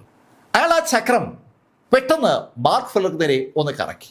വായുവിലൂടെ പ്രകാശ വേഗതയിൽ ആ ചക്രം അങ്ങനെ പാഞ്ഞു വരുമ്പോൾ മാർക്കിന്റെ ഉള്ളിലെ ആ നൈറ്റ് എനർജി ആക്ടിവേറ്റ് ചെയ്ത് കഴിഞ്ഞു. ആ ചക്രം മാർക്കിനെതിരെ പാഞ്ഞു വന്ന ആ നിമിഷത്തിൽ മാർക്കിന്റെ നൈറ്റ് എനർജി ചുവന്ന പ്രകാശമായി തൊട്ടു മുന്നിലേക്ക് അതിവേഗതയിൽ കുതിക്കുന്നതും ഈ രണ്ടു പേർക്കും ഇടയിലായി ഒരു ശാന്തമായ ഊർജം പ്രത്യക്ഷപ്പെട്ടതും ഒരേ നിമിഷത്തിലാണ്. രണ്ട് അതിശക്തരായ എതിരാളികളുടെ ഇടയിലേക്ക് അതിനേക്കാളേറെ ശക്തിയോടുകൂടി ശാന്തമായ ഒരു ഊർജം, ഒരു ആക്രമണ വാസനയില്ലാത്ത വളരെ ശാന്തമായ ഒരു ഊർജം ആ രണ്ട് അതിശക്തമായ പ്രകാശങ്ങൾക്കിടയിൽ വന്നപ്പോൾ ആ രണ്ട് പ്രകാശവും പെട്ടെന്നങ്ങ് നിശ്ചലമായി. അവ രണ്ടും ന്യൂട്രലൈസ് ചെയ്യപ്പെടുകയാണ്. മാർക്കിന് ശരിക്കും അതിശയമാണ് ആ നിമിഷം തോന്നിയത്. മാർക്കിന് അറിയാം മാർക്കിന്റെ ഉള്ളിലെ ആ നൈറ്റ് എനർജിയുടെ പവർ. ആ നൈറ്റ് എനർജി ഇപ്പോൾ ആ സന്യാസിയെ ജീവനോടെ കത്തിച്ചെറിയും. അതിന് തൊട്ടു മുന്നേ മാർക്കിന്റെ ആ നൈറ്റ് എനർജിയെ ഇതാ ആരോ ഒരാൾ ന്യൂട്രലൈസ് ചെയ്തിരിക്കുകയാണ്. മാർക്ക് കൗതുകത്തോടെ ആ എനർജിയുടെ സോഴ്സിനെ പിന്തുടർന്ന് തല തിരിക്കുമ്പോൾ അവിടെ ആ ആൾക്കൂട്ടത്തിന് മുന്നിലായി ഒരു വ്യക്തി ഒരു കസേരയിൽ ഇരിക്കുന്നത് മാർക്ക് കണ്ടു. അയാള് വളരെ കൂളായിട്ട് ആ കസേരയിൽ ഇരുന്ന് ഒരു പുസ്തകം വായിച്ചുകൊണ്ടിരിക്കുകയാണ്. ഇവിടെ നടക്കുന്ന സംഭവവികാസങ്ങളൊന്നും തന്നെ ബാധിക്കുന്നതല്ല എന്ന ശൈലിയിലാണ് അയാളുടെ പുസ്തക വായന. അയാൾ ആ പുസ്തകം വായിക്കുന്ന ആ രംഗം കണ്ടതും മാർക്കിന്റെ ഉള്ളിൽ ഒരു വല്ലാത്ത ആരാധന ആ വ്യക്തിയോട് തോന്നിപ്പോവുകയാണ്. അയാളാണ് കൈയൊന്നും അനക്കി ശരിക്കും ആ എനർജി അവിടെ സൃഷ്ടിച്ചത്. ആ കാര്യം ആ സന്യാസിയുടെ തുടർന്നുള്ള പെരുമാറ്റത്തിൽ നിന്ന് മാർക്കിന് മനസ്സിലായി. ആ കസേരയിരിക്കുന്ന ആള് ആ സന്യാസിയുടെ ഊർജത്തെ ന്യൂട്രലൈസ് ചെയ്തെന്ന് മനസ്സിലായതും സന്യാസി പെട്ടെന്ന് അവിടെ നിന്ന് ആ ടീമിന്റെ ഇടയിലേക്ക് ഒരൊറ്റ മൂങ്ങൽ. അത് കണ്ടതും മാർക്കിന് ഒരു കാര്യം കൂടി മനസ്സിലായി. ആ ടീമിന്റെ ലീഡറാണ് ശരിക്കും ആ കസേരയിലിരുന്ന് പുസ്തകം വായിക്കുന്ന വ്യക്തി. മാർക്ക് ആ കസേരയിരിക്കുന്ന ആളെ ഒന്ന് സൂക്ഷിച്ചു നോക്കുമ്പോൾ നേരത്തെ ഫാറ്റിസിനോട് സംസാരിച്ച ആ ചെറുപ്പക്കാരൻ അങ്ങോട്ടേക്ക് വന്നു. അയാള് മാർക്കിന്റെ മുന്നിലേക്ക് വന്നിട്ട് സ്വയം പരിചയപ്പെടുത്തി. എന്റെ പേര് ലിങ് യുവാൻ എന്നാണ്. ഏതായാലും നിങ്ങൾ രണ്ടുപേരും ഞങ്ങൾക്കിപ്പോൾ മരണമെന്ന് ആഗ്രഹിക്കുന്നുണ്ട്. നിങ്ങളെ കൂടി ഞങ്ങള് കൂടെ കൂട്ടാം. ദാ ആ ഇരിക്കുന്നത് ഞങ്ങളുടെ ലീഡറാണ്. അതാണ് ജിയാങ് ഷെങ്ലിങ്. ആ പുസ്തകം വായിച്ചുകൊണ്ടിരിക്കുന്ന ആളെ ചൂണ്ടിയിട്ടാണ് ആ ലിങ് യുവാൻ ആ കാര്യം സൂചിപ്പിച്ചത്. മാർക്ക് വളരെ ബഹുമാനത്തോടെ ആ പുസ്തകം വായിക്കുന്ന ആളെ ഒന്ന് തലകൊണ്ട് വണങ്ങി. അതുപോലെ തന്നെ ഫാറ്റിസ് ചെയ്തു. ഒരു യാത്രയ്ക്ക് പോകുമ്പോൾ ആ യാത്രയുടെ ലീഡറെ അങ്ങനെ വണങ്ങുന്നത് എന്തുകൊണ്ടും നല്ലതാണ്. ആ സമയത്ത് മാർക്കും ഫാറ്റിസും തല വണങ്ങുന്നത് കണ്ടിട്ടാണോ അല്ലയോ എന്ന് പറയാൻ പറ്റില്ല. ആ പുസ്തകം വായിക്കുന്ന ആളുടെ ചുണ്ടിൽ ഒരു ചെറിയ പുഞ്ചിരി വിരിഞ്ഞു. പക്ഷെ അപ്പോഴും അയാളുടെ ശ്രദ്ധ പൂർണ്ണമായും ആ പുസ്തകത്തിലാണ്. ലിങ് യുവാൻ ഫാറ്റിയും മാർക്കിനെയും അടുത്തേക്ക് വിളിച്ചിട്ട് അവരോടായി പറഞ്ഞു, നോക്ക്, ശരിക്കും അപകടം പിടിച്ച ഒരു യാത്രയാണ് നമ്മൾ നടത്താൻ പോകുന്നത്. ഈ ബീസ്റ്റുകളുടെ ഡൊമൈൻ സാധാരണഗതിയിൽ ആരും അങ്ങനെ എക്സ്പ്ലോർ ചെയ്ത് നോക്കുന്നതല്ല. പരിവേഷണം പല മേഖലയിലും നമുക്ക് നടത്താമല്ലോ. പക്ഷേ ഈ ബീസ്റ്റുകളുടെ ഡൊമൈൻ മേഖലയിൽ അങ്ങനെ പരിവേഷണം നടത്തിയ ആളുകൾ ആരും മടങ്ങി വന്നതായി ആരും പറഞ്ഞു കേട്ടിട്ടുമില്ല. സുഹൃത്തുക്കളെ, എന്തുകൊണ്ട് ഞാനിങ്ങനെ പറയുന്നു എന്ന് നിങ്ങൾക്ക് മനസ്സിലായല്ലോ. ആ യുവാൻ പറയുന്നതിൻ്റെ അർത്ഥം വളരെ വ്യക്തമാണ്. തികച്ചും അപകടകരമായ ഒരു യാത്രയ്ക്കാണ് അവർ തയ്യാറെടുക്കുന്നത്. അതുകൊണ്ട് തന്നെ ആ യാത്രയെക്കുറിച്ചുള്ള എല്ലാ വിവരങ്ങളും അവിടെയുള്ള ആളുകളോട് പങ്കുവെക്കണമെന്ന് യുവാന് നിർബന്ധമുണ്ട്. യുവാൻ പെട്ടെന്ന് ആ ടീമിന്റെ എല്ലാ ആളുകളെയും ഒന്നിച്ച് വിളിച്ചു ചേർത്തു. ഇപ്പോൾ യുവാനും ആ ടീം ലീഡർ ഉൾപ്പെടെ 80 ആളുകൾ ആ മീറ്റിംഗിലുണ്ട്. മാർക്കും ഫാറ്റിസിതും ആ മീറ്റിംഗിന്റെ ഭാഗമാണ്. എല്ലാവരോടുമായി യുവാൻ പറഞ്ഞു, ഈ നിമിഷം മുതൽ നമ്മൾ യാത്ര ആരംഭിക്കുകയാണ്. ഈ യാത്രയ്ക്ക് നമ്മൾ ഉപയോഗിക്കുന്നത് നമ്മുടെ ഷിപ്പാണ്, നമ്മുടെ സ്പേസ് ഷിപ്പ്. ഈ സ്പേസ് ഷിപ്പിൽ യാത്ര ചെയ്യുന്ന എല്ലാവർക്കും ഡ്യൂട്ടി ഉണ്ട്. അങ്ങനെ പറഞ്ഞിട്ട് മാർക്കിനും ഫാറ്റിസിതുവിനും അയാൾ 2 നമ്പർ കൊടുത്തു. മാർക്കിന് 80 എന്ന നമ്പരും ഫാറ്റിസിതുവിന് 79 എന്ന നമ്പരുമാണ് കിട്ടിയത്. നോക്ക്, നിങ്ങൾക്കൊക്കെ ലഭിച്ചിരിക്കുന്ന നമ്പർ നിങ്ങൾ ഓർത്തു വയ്ക്കുക. നമ്പർ വിളിക്കുന്ന അനുസരിച്ച് നിങ്ങൾ ഡ്യൂട്ടിക്ക് റെഡി ആയിക്കൊള്ളണം. എപ്പോഴും ഒരു ടീം ഷിപ്പിന് ചുറ്റും ഉണ്ടാകണം. പിന്നെ ഈ നിമിഷം മുതൽ നമ്മൾ ഒരു ടീമാണ്. അപകടത്തെ ഒരേ മനസ്സോടെ ഒരേ ശരീരത്തോടെ നമ്മൾ ഒറ്റക്കെട്ടായി നേരിടും. ഒരാളെയും ആരും തള്ളിപ്പറയാനോ വിട്ടുകളയാനോ പാടില്ല. ഒരു ടീം എങ്ങനെയാണ് പ്രവർത്തിക്കേണ്ടതെന്നുള്ള സൂചന യുവാന്റെ ആ വാക്കുകളിലുണ്ട്. ടീമായി മാറിക്കഴിഞ്ഞാൽ പിന്നെ അവിടെ വ്യക്തിപരമായ ലക്ഷ്യങ്ങളേ ഉണ്ടാവില്ല. ടീമിന്റെ ലക്ഷ്യമാണ് പിന്നെ എല്ലാവരുടെയും ലക്ഷ്യം. യുവാൻ കാര്യങ്ങളൊക്കെ വിശദമാക്കി കഴിഞ്ഞതും അവരെല്ലാവരും അവിടെ നിന്ന് അവരുടെ ഷിപ്പ് കിടക്കുന്ന മേഖലയിലേക്ക് നടന്നു. ഒരു പഴയ ഷിപ്പിന്റെ അടുത്തേക്കാണ് മാർക്കും ഫാറ്റി എത്തുന്നത്. ഫാറ്റി മാർക്കോട് ചോദിക്കുകയും ചെയ്തു, മാർക്കേ, ഇത് ആകെ പൊളിഞ്ഞ് വീഴാറായ ഷിപ്പാണല്ലോ. ഇതിലേക്ക് നമ്മൾ യാത്ര ചെയ്താൽ നമ്മൾ ഈ പറഞ്ഞ സ്ഥലത്തെത്താൻ എനിക്ക് തോന്നുന്നു 1-2 വർഷം പിടിക്കുമെന്നാണ്. ഈ സെയിൻലി കിങ്ഡത്തിലെ ഏറ്റവും വിദൂരതയുള്ള സ്ഥലത്തേക്കാണ് യഥാർത്ഥത്തിൽ മാർക്കും ഫാറ്റിയും പോകാനായി ഇറങ്ങി തിരിച്ചത്. അത്രയും വിദൂരതയിലാകുമ്പോൾ അവരാരും തേടി വരില്ല എന്നുള്ള കാര്യം അവർക്ക് അറിയുകയും ചെയ്യും. അവിടെ പോയി കൾട്ടിവേറ്റ് ചെയ്ത് ശക്തി നേടാമെന്ന് കരുതിയിട്ടാണ് ആ സിൽക്ക് വേം റിഡ്ജിലേക്ക് മാർക്കും ഫാറ്റിയും കൂടെ പോകുന്നത്. അതിന് സമീപത്തുള്ള ഈ ബീച്ച് ഡൊമൈനിലേക്ക് പോകുന്ന ആ വാഹനം കണ്ട നിമിഷത്തിൽ ഫാറ്റി പറഞ്ഞ ആ ഡയലോഗ് കേട്ടതും മാർക്ക് പറഞ്ഞു, ഫാറ്റി, നമ്മളെ കൂടാതെ വേറെയും 78 ആളുകളില്ലേ, അവരൊക്കെ നമ്മളെക്കാൾ ശക്തരുമാണ്. അവര് ഈ ഷിപ്പ് തന്നെ തിരഞ്ഞെടുക്കുകയാണെങ്കിൽ അതിനെന്തെങ്കിലും കാരണം കാണും. അങ്ങനെ മാർക്ക് പറഞ്ഞതും ഫാറ്റി പിന്നെ കൂടുതലൊന്നും പറഞ്ഞില്ല. അവരും ബാക്കിയുള്ളവർക്കൊപ്പം ആ ഷിപ്പിനകത്തേക്ക് കടന്നു. ഷിപ്പിനകത്തേക്ക് കിടന്ന ഫാറ്റി ശരിക്കും ആഹ്ലാദത്തിലാണ്. അകത്തുള്ള ആളുകളൊക്കെ പരിചയപ്പെടാൻ വലിയ താല്പര്യം കാണിക്കുന്ന ആളുകളാണ്. ഫാറ്റി അതുകൊണ്ട് തന്നെ ഓടി നടന്ന് അവരോടൊക്കെ സംസാരിക്കുകയാണ്. അപ്പോഴേക്കും ഷിപ്പ് റെഡിയായി. അത് സാവധാനം ആ സ്ഥലത്ത് നിന്ന് മുകളിലേക്ക് ഉയർന്നു തുടങ്ങി. വളരെ രസകരമായിട്ടാണ് അത് ഉയരുന്നത്. മാർക്ക് കൗതുകത്തോടെ നോക്കുന്നത് ആ ഷിപ്പിന്റെ എനർജി സോഴ്സ് എന്താണെന്നുള്ളതാണ്. എനർജി സോഴ്സ് ഒന്നും മാർക്ക് കാണുന്നില്ല. ആ ഷിപ്പിനെ മുകളിലേക്ക് പൊക്കിയ ആ ഊർജ്ജ സോഴ്സ് കാണാൻ പറ്റാതെ മാർക്ക് കൗതുകത്തോടെ ആ ഷിപ്പിനെ ഒന്ന് സ്കാൻ ചെയ്ത് നോക്കുമ്പോഴേക്കും ഷിപ്പ് ആകാശത്തെത്തുകയും പതുക്കെ മൂവ് ചെയ്ത് തുടങ്ങുകയും ചെയ്തു. 80 ആളുകളാണ് ആ ഷിപ്പിനകത്തുള്ളത്. മാർക്ക് നോക്കുമ്പോൾ അങ്ങ് അകലെ ആ പുസ്തകം വായിച്ചുകൊണ്ട് അവരുടെ ടീം ലീഡർ അങ്ങനെ ഇരിപ്പുണ്ട്. കാര്യങ്ങളൊക്കെ നിയന്ത്രിച്ചുകൊണ്ട് ഡെപ്യൂട്ടി ലീഡർ ലിങ് യുവാനുമുണ്ട്. നേരത്തെ മാർക്കുമായും ഫാറ്റിയുമായി ഏറ്റുമുട്ടിയ ആ മൊട്ട സന്യാസിയും അതിന് സമീപത്തുണ്ട്. വേറെയും ഒരുപാട് യോദ്ധാക്കളുണ്ട്. ഫാറ്റി ആ യോദ്ധാക്കൾ പലരെയും അങ്ങോട്ട് പോയി പരിചയപ്പെടുത്തുന്നുണ്ട്. വളരെ സജീവമായ ഒരു ഷിപ്പ്. അങ്ങനെ മാർക്ക് കരുതുമ്പോഴേക്കും ആ ഷിപ്പിന്റെ വേഗത അങ്ങ് വർദ്ധിച്ചു. വേഗത വർദ്ധിച്ചു എന്ന് പറഞ്ഞാൽ ശരിക്കും കണ്ടം ചിക്കുന്ന ശൈലിയിൽ ആ ഷിപ്പ് ആകാശത്തോടങ്ങ് പായുകയാണ്. ഷിപ്പ് നേരത്തെ മുകളിലേക്ക് ഉയർന്നപ്പോൾ ആ ലിങ്ക് സിറ്റി ഏതാണ്ട് പൂർണ്ണമായും മാർക്ക് കണ്ടതാണ്.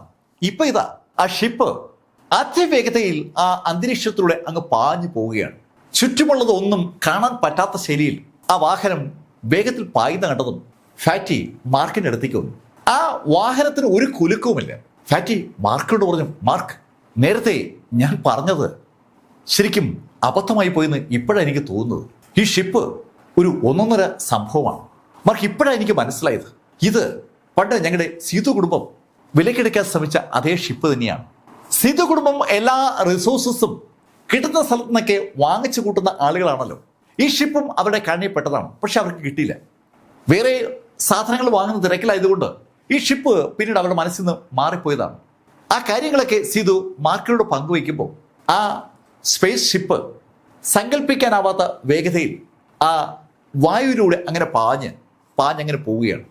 ഫാറ്റി സിധുവിനും മാർക്കിനും അനുഭവപ്പെടുന്ന ആ ഒരു കൗതുകം അതിനകത്തുള്ള മറ്റാളുകൾക്ക് ഇല്ലെന്ന് പെട്ടെന്നാണ് മാർക്ക് തിരിച്ചറിയുന്നത്.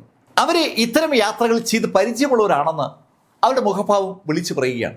ഈ സമയത്തും കൂളായി പുസ്തകം വായിച്ചുകൊണ്ടിരിക്കുകയാണ് ആ ടീം ലീഡർ. മാർക്ക് ആ ലീഡർ നോക്കുന്നത് കണ്ടതും ഫാറ്റി മാർക്കിന്റെ അടുത്തുനിന്ന് എണീറ്റു. ഫാറ്റി മാർക്കിനോട് പറഞ്ഞു, മാർക്ക്, ഞാൻ ഒന്ന് കറങ്ങി അടിച്ചിട്ട് വരാം. ഫാറ്റി പോയി കഴിഞ്ഞപ്പോൾ മാർക്ക് ആ ലീഡർ നോക്കിയിട്ട് കണ്ണുകൾ ഒന്ന് അടച്ചു. കണ്ണുകൾ അടച്ച മാർക്ക് ഫെല്ലർ അല്പസമയം കഴിഞ്ഞപ്പോൾ അറിയാതെ കണ്ണ് തുറന്നു പോവുകയാണ്. കണ്ണ് തുറന്ന് മാർക്ക് കാണുന്നത് മാർക്ക് ആ കപ്പലിന്റെ പുറത്തുകൂടി യാത്ര ചെയ്യുന്നതാണ്. മാർക്കിന്റെ കയ്യിൽ ഒരാൾ പിടിച്ചിട്ടുണ്ട്. പിടിച്ചിരിക്കുന്ന ആളെ കണ്ട മാർക്കിന്റെ മുഖത്ത് വല്ലാത്തൊരു കൗതുകം. അത് അന്ന് 9 ക്ലിഫ്സിലേക്ക് മാർക്ക് ഇതുപോലെ ഒരു കപ്പലിൽ യാത്ര ചെയ്തപ്പോൾ മാർക്കിന്റെ കയ്യിലേക്ക് ആ ബ്രേസ്ലെറ്റ് ഇട്ടുകൊടുത്ത അതേ സന്യാസിയാണ്. മാർക്കിനെ മുഖത്തേക്ക് നോക്കി ആ സന്യാസി മാർക്കിനോട് പറഞ്ഞു, ഹേയ് മാർക്ക് ഫെല്ലർ, നമ്മൾ വീണ്ടും കണ്ടുമുട്ടി. അങ്ങനെ ആ വ്യക്തി പറഞ്ഞതും മാർക്ക് തിരിഞ്ഞ് മാർക്കിരുന്ന ഭാഗത്തേക്ക് നോക്കി. മാർക്ക് വീണ്ടും ഞെട്ടി. മാർക്ക് അവിടെ തന്നെ ഇരിക്കുകയാണ്. മാർക്കിന്റെ ആ യഥാർത്ഥ ബോഡി അവിടെ ഇരുത്തിയിട്ട് മാർക്കിന്റെ ഡിവൈൻ സെൻസിനെ മാത്രം ആ വ്യക്തി പുറത്തെത്തിച്ചതാണെന്ന് പെട്ടെന്നാണ് മാർക്കിന് മനസ്സിലാവുന്നത്. മാർക്ക് അമ്പരപ്പോടെ ആ സന്യാസി നോക്കുമ്പോൾ സന്യാസി മാർക്കിനോട് പറഞ്ഞു, മാർക്ക്, ഭയക്കേണ്ട കാര്യമില്ല. മറ്റാളുകളുടെ ശ്രദ്ധപ്പെടാതിരിക്കാൻ ഞാൻ നിന്നെ ഇങ്ങോട്ട് വിളിച്ചതാണ്. മാർക്ക്, നിന്നോട് ഒരു കാര്യം പറയാൻ വേണ്ടിയാണ് ഞാൻ വന്നത്. നീ ഇപ്പോൾ ബീസ്റ്റ് ഡൊമൈനിലേക്കാണ് പോകുന്നത്. അവിടെ എനിക്ക് വേണ്ടപ്പെട്ട ഒരാളുണ്ട്. ആ ആളെ നീ ഒന്ന് സംരക്ഷിക്കണം. അത് കേട്ടതും മാർക്ക് അദ്ദേഹത്തോട് ചോദിച്ചു, മാസ്റ്റർ, ഞാൻ ആരെയാണ് സംരക്ഷിക്കേണ്ടത്? മാർക്ക്, അത് ഒരു യുവതിയാണ്. അവരുടെ പേര് ലിങ്സു എന്നാണ്. ലിങ്സുവിനെ നീ നേരത്തെ കണ്ടിട്ടുണ്ട്. അവളെ വീണ്ടും കാണുമ്പോൾ നിനക്ക് മനസ്സിലാവും. ബീസ്റ്റ് ഡൊമൈനിൽ എന്ത് സംഭവിച്ചാലും നീ ലിങ്സുവിനെ രക്ഷിക്കണം. മാർക്കിന് ഈ ബീസ്റ്റ് ഡൊമൈൻ്റെ സ്വഭാവം എന്താണെന്ന് ഇതുവരെയും മനസ്സിലായിട്ടില്ല. അവിടെ എന്തോ സംഭവിക്കാൻ പോവുകയാണെന്ന് ആ സന്യാസി മാർക്കിനോട് പറയാതെ പറഞ്ഞതാണ്. മാർക്കിന് അത് മനസ്സിലായി. മാർക്ക് ആ സന്യാസിയോട് പറഞ്ഞു, മാസ്റ്റർ, ഞാൻ എന്ത് സംഭവിച്ചാലും ആ ലിങ്സുവിനെ സംരക്ഷിച്ചിരിക്കും. മാർക്കിന് അപ്പോൾ അങ്ങനെ പറയാനാണ് തോന്നിയത്. അത് കേട്ടതും ആ സന്യാസി മാർക്കിന്റെ കയ്യിൽ ഒന്നുകൂടി ഒന്ന് അമർത്തി പിടിച്ചു. അതിനുശേഷം അയാൾ കൈ എടുക്കുമ്പോൾ മാർക്ക് കാണുന്നത് മാർക്കിന്റെ കയ്യിലുണ്ടായിരുന്ന ആ ബ്രേസ്ലെറ്റ് വീണ്ടും 6 എല്ലുകളുള്ള ഒരു ബ്രേസ്ലെറ്റായി മാറിയതാണ്. മാർക്കിന്റെ കയ്യിലുണ്ടായിരുന്ന ആ ബ്രേസ്ലെറ്റിലെ എല്ലുകളാണ് ആ 9 ക്ലിഫ്സിൽ മാർക്കിനെ ആ കുലപതിയുടെ അടുത്തുനിന്ന് രക്ഷിച്ചത്. ആ കുലപതി 3ാമത്തെ തവണയും ചോദ്യവുമായി മാർക്കിന് മുന്നിൽ പ്രത്യക്ഷപ്പെട്ട ആ നിമിഷത്തിൽ മാർക്ക് മനസ്സിൽ കണക്കൂട്ടിയിരുന്നു, ഇനി ഏതാനും തവണ കൂടി മാത്രമേ തനിക്ക് രക്ഷപ്പെടാൻ പറ്റൂ. പക്ഷെ ആ നിമിഷത്തിലാണ് കുലപതിയുടെ മനസ്സ് കുഴക്കിക്കൊണ്ട് മാർക്ക് ആ ചോദ്യം ചോദിച്ചതും കുലപതി ആകെ മൈൻഡ് ബ്ലാങ്കായി അവിടെ അങ്ങ് മാറിപ്പോകുന്നത്. മാർക്ക് തന്റെ കയ്യിലേക്ക് നോക്കുമ്പോൾ ആ കയ്യിൽ വീണ്ടും ആ ബ്രേസ്ലെറ്റ് വന്നിരിക്കുകയാണ്. പെട്ടെന്നാണ് മാർക്ക് ഒരു കാര്യം തിരിച്ചറിയുന്നത്, മാർക്ക് ഇപ്പോൾ ആ കപ്പലിനകത്താണ്. അകത്തിരിക്കുന്ന മാർക്ക് കൈ ഉയർത്തി പിടിച്ചിരിക്കുകയാണ്. മാർക്ക് പെട്ടെന്ന് ചുറ്റും നോക്കിയപ്പോൾ അവിടെ ആരുമില്ല. മാർക്ക് യഥാർത്ഥത്തിൽ അവിടെ നിന്ന് പുറത്തുപോയി ആ സന്യാസിക്കൊപ്പം സംസാരിക്കുകയും ആ സന്യാസി മാർക്കിന് ആ ബ്രേസ്ലെറ്റ് കൊടുക്കുകയും ചെയ്തതാണെന്ന് മാർക്കിന് അറിയാം. പക്ഷെ മാർക്ക് തിരിച്ചെത്തിയത് മാർക്ക് അറിഞ്ഞിട്ടില്ല. അമ്പരപ്പടെ മാർക്ക് ചുറ്റും നോക്കുമ്പോൾ മാർക്കിന്റെ കണ്ണുകൾ ആ പുസ്തകം വായിക്കുന്ന ആ ലീഡറുടെ കണ്ണുകളുമായി ഒന്നിടഞ്ഞു. മാർക്ക് അങ്ങോട്ടേക്കിട്ട് നോക്കുന്നത് വേറെ ആരും ശ്രദ്ധിച്ചില്ലെങ്കിലും ആ ലീഡർ ശ്രദ്ധിച്ചിരിക്കുന്നു എന്ന് വ്യക്തം. അയാൾ മാർക്കിനെ ഒന്ന് തറപ്പിച്ച് നോക്കിയിട്ട് വീണ്ടും പുസ്തകത്തിലേക്ക് അയാളുടെ കണ്ണുകൾ താഴ്ത്തി. അയാൾ നോക്കിയപ്പോൾ മാർക്കിന് വല്ലാത്തൊരു അസ്വസ്ഥ ഫീൽ ചെയ്തു. താൻ മാർക്ക് ഫെല്ലർ ആണെന്ന് അയാൾ തിരിച്ചറിഞ്ഞു എന്നൊരു സംശയം മാർക്കിനുണ്ട്. മാർക്കിന്റെ കയ്യിൽ ഇപ്പോൾ ആ ഇൻസ്ട്രക്ടർ ഓഫ് ഗോഡ്സിന്റെ ആ കീറിയ പാർട്സ് ഉണ്ട്. ആ കീറിയ പാർട്സ് മാർക്കിന്റെ ബോഡിയുടെ പാർട്ടാക്കിയിരിക്കുകയാണ്. ബാക്കി 3 പാർട്ടുകൾ 3 സ്ഥലത്തുണ്ട്. അത് 4 ആർക്കെങ്കിലും യോജിപ്പിക്കാൻ പറ്റിയാൽ അവര് പിന്നെ അതിശക്തരാകും. അങ്ങനെ ഒരു ധാരണ ഇപ്പോൾ മാർക്കിനും ഉണ്ട്. താൻ പിടിക്കപ്പെട്ടു എന്ന് മാർക്കിന് തോന്നിയെങ്കിലും ശരിക്കും പിടിക്കപ്പെട്ടില്ല. ആ ലീഡർ പുസ്തകത്തിലേക്ക് തല താഴ്ത്തിയപ്പോൾ മാർക്കിന് ആ കാര്യമാണ് ബോധ്യമായത്. മാർക്ക് കണ്ണുകൾ അടച്ച് വീണ്ടും മാർക്കുമായി ബന്ധപ്പെട്ട ആളുകളെ കുറിച്ച് ആലോചിച്ചു തുടങ്ങി. അതേസമയത്ത് മാർക്കിന്റെ ഉള്ളിലെ ഡിവൈൻ സെൻസിന്റെ ശക്തി ഒന്ന് അളന്നു നോക്കുന്നുണ്ട്. ആ ഡിവൈൻ സെൻസിന്റെ ശക്തി ഉപയോഗിച്ചുകൊണ്ട് റീഇൻകാർണേഷന്റെ കപ്പാസിറ്റി മാർക്ക് മനസ്സിൽ നിന്ന് കണക്കൂട്ടുകയാണ്. ഈ സമയത്ത് ഫാറ്റി സേതു ആ കപ്പലിലെ ആളുകളുമായി അങ്ങനെ പരിചയപ്പെട്ട് പോവുകയാണ്. സമയം അതിവേഗം കടന്നുപോയി. ദിവസങ്ങളും എത്ര സമയം അവരെങ്ങനെ യാത്ര ചെയ്ത് കാണുമെന്ന് അവർക്ക് തന്നെ അറിയില്ലെന്ന് പറയാം. പെട്ടെന്നാണ് ആ ഡെപ്യൂട്ടി ലീഡറുടെ ശബ്ദം മാർക്ക് ഉൾപ്പെടെ എല്ലാവരും കേൾക്കുന്നത്. ശ്രദ്ധിക്കുക, നമ്മൾ ശൂന്യാകാശത്തേക്ക് കടക്കുകയാണ്. ശൂന്യാകാശം വഴി യാത്ര ചെയ്തിട്ട് നമ്മൾ വീണ്ടും ഈ മിസ്റ്റീരിയസ് സെയിൻലി കിങ്ഡത്തിലേക്ക് മടങ്ങിയെത്തും. യാത്രയുടെ സമയദൈർഘ്യം കുറയ്ക്കാൻ വേണ്ടി ആ ഷിപ്പിനെ ശൂന്യാകാശത്തിലേക്ക് അവരിതാ കടത്തിവിടാൻ പോവുകയാണ്. ഭൂമിയിൽ നിന്ന് റോക്കറ്റ് ശൂന്യാകാശത്തേക്ക് പോകുന്ന സമയത്ത് സ്വാഭാവികമായിട്ടും അനുഭവപ്പെടുന്ന ശൈലിയുള്ള ഒരു കുടുക്കം ഉണ്ടല്ലോ. ആ കുടുക്കം കുറച്ചു കഴിഞ്ഞപ്പോൾ ആ ഷിപ്പിന് അനുഭവപ്പെട്ടു തുടങ്ങി. ഇതുവരെ പോയ പ്രതലമല്ല ഇപ്പോൾ അവർക്ക് അനുഭവപ്പെടുന്നത്. കുറെ നേരം ആ ശൂന്യാകാശത്തൂടി അവരിങ്ങനെ യാത്ര ചെയ്ത് കാണും. നക്ഷത്രങ്ങളെയൊക്കെ അവിടെ ഇവിടെ മാർക്ക് കാണുന്നുണ്ട്. കുറെ കഴിഞ്ഞപ്പോൾ വീണ്ടും ഒരു ശബ്ദത്തോടുകൂടി അവരുടെ ആ വാഹനം ആ സെയിൻലി കിങ്ഡത്തിൽ മടങ്ങിയെത്തുകയും ചെയ്തു. കുറെ ദൂരത്തെ യാത്ര അവർക്ക് ഷോർട്ടൺ ചെയ്യാൻ ആ ശൈലിയിലുള്ള യാത്ര കൊണ്ട് പറ്റിയിരിക്കുകയാണ്. മാർക്കിന് കഥ ഏതാണ്ട് മനസ്സിലായി. ആ നിമിഷം പക്ഷേ മാർക്ക് ആ ഡെപ്യൂട്ടി ലീഡറുടെ ശബ്ദം കേട്ടു. ലിങ് യുവാന്റെ ശബ്ദം. ശ്രദ്ധിക്കുക, ഇനി മുതൽ നമ്മൾ അപകടം മുന്നിൽ കാണാൻ പോവുകയാണ്. ശരിക്കും ബീസ്റ്റുകളുടെ ഡൊമൈൻ മേഖലയിലേക്ക് നമ്മൾ കടക്കുകയാണ്. 1 മുതൽ 20 വരെ നമ്പറുകാർ ഇപ്പോൾ തന്നെ ഷിപ്പിനെ പ്രൊട്ടക്ഷനായിട്ട് രംഗത്ത് വരിക. നേരത്തെ ആ ഷിപ്പിലേക്ക് കടക്കുമ്പോൾ തന്നെ യുവാൻ ആ കാര്യം സൂചിപ്പിച്ചിരുന്നു. അത് ഇതാ സ്റ്റാർട്ട് ചെയ്യാൻ പോവുകയാണ്. പെട്ടെന്ന് 1 മുതൽ 20 വരെയുള്ള നമ്പറുകാർ അവരുടെ കൈവശമുള്ള ആയുധങ്ങളുമായി ആ ഷിപ്പിനെ എല്ലാ സ്ഥലത്തും വളഞ്ഞിങ്ങനെ നിന്നു തുടങ്ങി. ഈ സമയത്ത് ഫാറ്റി സേതു മാർക്കിനടുത്ത് മടങ്ങിയെത്തി അവിടെ ഇരിപ്പൊളിച്ചു. ഈ മേഖലയിൽ ഏത് ബീസ്റ്റാ നമ്മളെ ആക്രമിക്കാൻ വരുന്നത്? അങ്ങനെ ഫാറ്റി സേതു ചോദിച്ച ആ നിമിഷത്തിൽ ശരിക്കും അവരുടെ ആ സ്പേസ് ഷിപ്പിന് മുന്നിൽ ആ ആകാശത്ത് ശുദ്ധ ശൂന്യതയിൽ ഏതാനും ബീസ്റ്റുകൾ പ്രത്യക്ഷപ്പെട്ടു. അതിശക്തരായ ആ ബീസ്റ്റുകൾ ആ കപ്പലിന്റെ വഴി മുടക്കിയാണ് മുന്നിൽ വന്നുപെട്ടിരിക്കുന്നത്. ആ ബീസ്റ്റുകളുടെ മേഖലയിലേക്കുള്ള ഏതൊരു എൻട്രിയും അവര് തടുക്കുമെന്ന് അവരുടെ ആ ആക്ഷൻ വിളിച്ചു പറയുകയാണ്. ഫാറ്റി സേതു മാർക്കിനൊപ്പം മുന്നിലേക്ക് അങ്ങനെ നോക്കുമ്പോഴേക്കും ഏറ്റവും മുന്നിലുള്ള 2 മാർഷൽ ആർട്ടിസ്റ്റുകൾ അവരുടെ കൈവശമുള്ള ആയുധങ്ങളുമായി ആ ബീസ്റ്റുകളെ നേരിട്ട് തുടങ്ങി. ഈ സമയത്ത് ആ കപ്പലിനെ വളഞ്ഞു നിൽക്കുന്ന ആ 20 പേരിൽ ബാക്കിയുള്ള ആളുകളും ശരിക്കും വിജിലന്റായി. അതിന് ഫലവും ഉണ്ടാവുകയാണ്. ആ കപ്പലിന്റെ എല്ലാ ഭാഗത്തും ഇപ്പോൾ ബീസ്റ്റുകളുണ്ട്. തുടർന്ന് മാർക്കും ഫാറ്റിയും ആ കാഴ്ച കാണുകയാണ്. ആ 20 സോൾജേഴ്സും ബീസ്റ്റുകളും തമ്മിലുള്ള അതിശക്തമായ സംഘടന. ആ ബീസ്റ്റുകളെ ഒരു പരുവത്തിൽ അരിഞ്ഞെറിയാൻ ആ പവർഫുൾ ആയിട്ടുള്ള ആ യോദ്ധാക്കൾക്ക് കഴിഞ്ഞു എന്ന് പറയാം. എന്തുകൊണ്ട് പീക്ക് ലെവൽ യോദ്ധാക്കൾ തന്നെ ഈ ഉദ്യമത്തിന്റെ ഭാഗമാകണമെന്ന് യുവാൻ പറഞ്ഞു എന്നുള്ളതിന്റെ ഉത്തരമാണ് മാർക്കിനും ഫാറ്റിക്കും അവിടെ കിട്ടിയത്. ശക്തരായ ആ യോദ്ധാക്കൾ അക്ഷീണം പരിശ്രമിച്ചതുകൊണ്ടാണ് ഏകദേശം 2 ഡസറോളം വരുന്ന ആ ബീസ്റ്റുകളെ തകർക്കാൻ അവർക്ക് പറ്റിയത്. കപ്പല് പിന്നെയും മുന്നോട്ട് നീങ്ങുകയാണ്. ഏകദേശം ഒരു അരമണിക്കൂർ കൂടി വലിയ കുഴപ്പമില്ലാതെ അവർ മുന്നോട്ട് പോയി കാണും. പെട്ടെന്നാണ് അതിശക്തമായ മലകളുടെ അത്രയും പൊക്കമുള്ള ബീസ്റ്റുകൾ ആ ഷിപ്പിനെ തടസ്സപ്പെടുത്തിക്കൊണ്ട് മുന്നിലെത്തുന്നത്.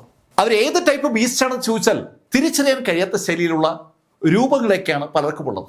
ഭയങ്കര സൈസ്, അത് മാത്രമാണ് മാർക്കറ്റ് ശ്രദ്ധയപ്പെട്ടത്. ആ ബീസ്റ്റുകളും ആ 20 ആളുകളും തമ്മിലുള്ള സംഘടന അവസാനിക്കുമ്പോഴേക്കും ആ ടീമിൽ 4 ആളുകൾ കുറഞ്ഞിട്ടുണ്ട്. 20 പേര് ഒരുമിച്ച് ചേർന്നിട്ടാണ് ആ ബീസ്റ്റുകൾ നേരിട്ടത്. 4 പേരുടെ ജീവനാണ് ആ സംഘട്ടനത്തിൽ നഷ്ടമായത്. ആ ബീസ്റ്റുകൾ അവിടെ നിന്ന് മാറിക്കഴിഞ്ഞതും യുവാൻ അവരോട് പറഞ്ഞു, നിങ്ങൾ 16 പേരും നിങ്ങളുടെ സീറ്റുകളിലേക്ക് മടങ്ങുക. 21ാമത്തെ നമ്പർ മുതൽ 40ാമത്തെ നമ്പർ വരെയുള്ളവർ റെഡിയാകുക.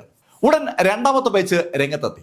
ആദ്യത്തെ ബാച്ചിലെ ആളുകളെ ഇപ്പോൾ ഫാറ്റിയും അതുപോലെ മാർക്കും കാണുന്നുണ്ട്. അവരുടെ ദേഹത്തൂടി രക്തം ഇങ്ങനെ ഒലിച്ചിറങ്ങുകയാണ്.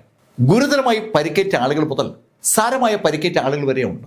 അതിശക്തമായ സംഘടനമാണ് നടന്നിരിക്കുന്നതെന്ന് വ്യക്തമാണ്. വിലപ്പെട്ട 4 ജീവനുകൾ നഷ്ടമാകുകയും ചെയ്തിരിക്കുകയാണ്. എന്തിന് ഈ 80ഓളം ആളുകളെ റിക്രൂട്ട് ചെയ്തു എന്നതിന്റെ ഉത്തരം മാർക്കിനും ഫാറ്റിക്കും ആ നിമിഷത്തിൽ കിട്ടിയെന്ന് പറയാം. ആ നിമിഷത്തിൽ കൗതുകത്തോടെ മാർക്ക് ആ ടീം ലീഡർ ഇരിക്കുന്ന ഭാഗത്തേക്ക് നോക്കി. ടീം ലീഡർ ഈ സംഘടനത്തിൽ ഒന്നും ശ്രദ്ധിക്കാതെ പുസ്തക വായനയിൽ അങ്ങനെ മുഴുകിയിരിക്കുകയാണ്. പുസ്തകം വായിക്കാൻ വേണ്ടി മാത്രം ഒരാൾ ജനിച്ചാൽ എങ്ങനെ ഉണ്ടാവൂ അതുപോലെ ഒരു കാഴ്ച. അങ്ങനെ ഒരു ചിന്ത മാർക്കിന്റെ ഉള്ളിലേക്ക് വന്നതും മാർക്കിന്റെ ചുണ്ടിൽ ഒരു പുഞ്ചിരി വിരിഞ്ഞു. ആ പുഞ്ചിരി വിരിഞ്ഞ ആ നിമിഷത്ത് തന്നെ ആ ലീഡറുടെ ചുണ്ടിൽ ഒരു പുഞ്ചിരി വിരിയുന്നത് മാർക്ക് കണ്ടു. മാർക്കും അയാളും തമ്മിൽ അധികം ദൂരമൊന്നുമില്ല. മാർക്ക് ചിന്തിക്കുന്നത് ആ കക്ഷിക്ക് മനസ്സിലാകുന്നുണ്ടെന്ന് ആ പുഞ്ചിരി മാർക്കിനോട് പറയാതെ പറയുകയാണ്. മാർക്ക് പെട്ടെന്ന് ഒന്ന് ചമ്മിയതുപോലെയായി. പക്ഷെ ഈ നിമിഷത്തിൽ പുറത്ത് അതിശക്തമായ സംഘടനം വീണ്ടും തുടങ്ങി. പുതുതായി എത്തിയ ആ 20 ആളുകൾ ആ ദിവസം മുഴുവൻ ആ കപ്പലിനെ മുന്നോട്ട് കൊണ്ടുപോകാനായി ആ ബീസ്റ്റുകളെ തകർത്ത് എറിഞ്ഞുകൊണ്ടിരിക്കുകയാണ്. സൈഡിൽ നിന്ന് അറ്റാക്ക് ചെയ്യുന്ന ബീസ്റ്റുകളെയൊന്നും അവർ മൈൻഡ് ചെയ്യുന്നില്ല. മുൻഭാഗത്തുള്ള ബീസ്റ്റുകളെ മാത്രമാണ് അവർ ടാർഗറ്റ് ചെയ്യുന്നത്. ആ ബീസ്റ്റുകളെ അരിഞ്ഞു തള്ളിക്കൊണ്ട് ആ ഷിപ്പ് ആകാശത്തൂടെ അങ്ങനെ അവരുടെ ലക്ഷ്യസ്ഥാനത്തേക്ക് മുന്നേറിക്കൊണ്ടേയിരിക്കുകയാണ്. ആ ദിവസത്തിന്റെ ഏതാണ്ട് നല്ലൊരു ഭാഗം ആ 2ാമത്തെ ടീം തന്നെ കവർ ചെയ്ത് കാണും. 3ാമത്തെ ദിവസമാണ് 3ാമത്തെ ടീം ആ ചുമതലയിലേക്ക് വന്നത്. അന്നും ഒരുപാട് ബീസ്റ്റുകൾ രംഗത്തെത്തിയിരുന്നു. 4ാമത്തെ ദിവസം മാർക്ക് ഫെല്ലറും ഫാറ്റി ഉൾപ്പെടെയുള്ള ടീമിന്റെ ഡ്യൂട്ടിയാണ്. അവരെ എണീറ്റപ്പോൾ ആ സന്യാസി ഒന്ന് ചിരിച്ചു. ഫാറ്റിയും മാർക്കിനെ അറ്റാക്ക് ചെയ്ത ആ മോട്ടോ സന്യാസി, ചെല്ല് ജീവനോട് തിരിച്ചു വന്ന ഭാഗ്യം. അങ്ങനെ അയാൾ പറയുമ്പോൾ ഒരു കാര്യം മാർക്ക് ഫെല്ലർക്ക് ഇപ്പോൾ അറിയാം. ഈ കഴിഞ്ഞു പോയ 3 ദിവസം കൊണ്ട് 8 ആളുകൾ കൊല്ലപ്പെട്ട് കഴിഞ്ഞു. അവരുടെ എണ്ണം 72ആയി ചുരുങ്ങിയിരിക്കുകയാണ്. അവസാനത്തെ ടീമിൽ അശക്തരായിട്ടുള്ളത് മാർക്കും അതുപോലെ ഫാറ്റി സീതുവുമാണ്. എന്തായാലും അവന്മാർ 2 പേരും തിരിച്ചു വരാൻ ഒരു സാധ്യതയുമില്ല എന്ന ശൈലിയിലാണ് ആ മോട്ടോ സന്യാസി സംസാരിക്കുന്നത്. യുവാൻ മാർക്കിനോടും ഫാറ്റിയോടായി പറഞ്ഞു, ബി കെയർഫുൾ.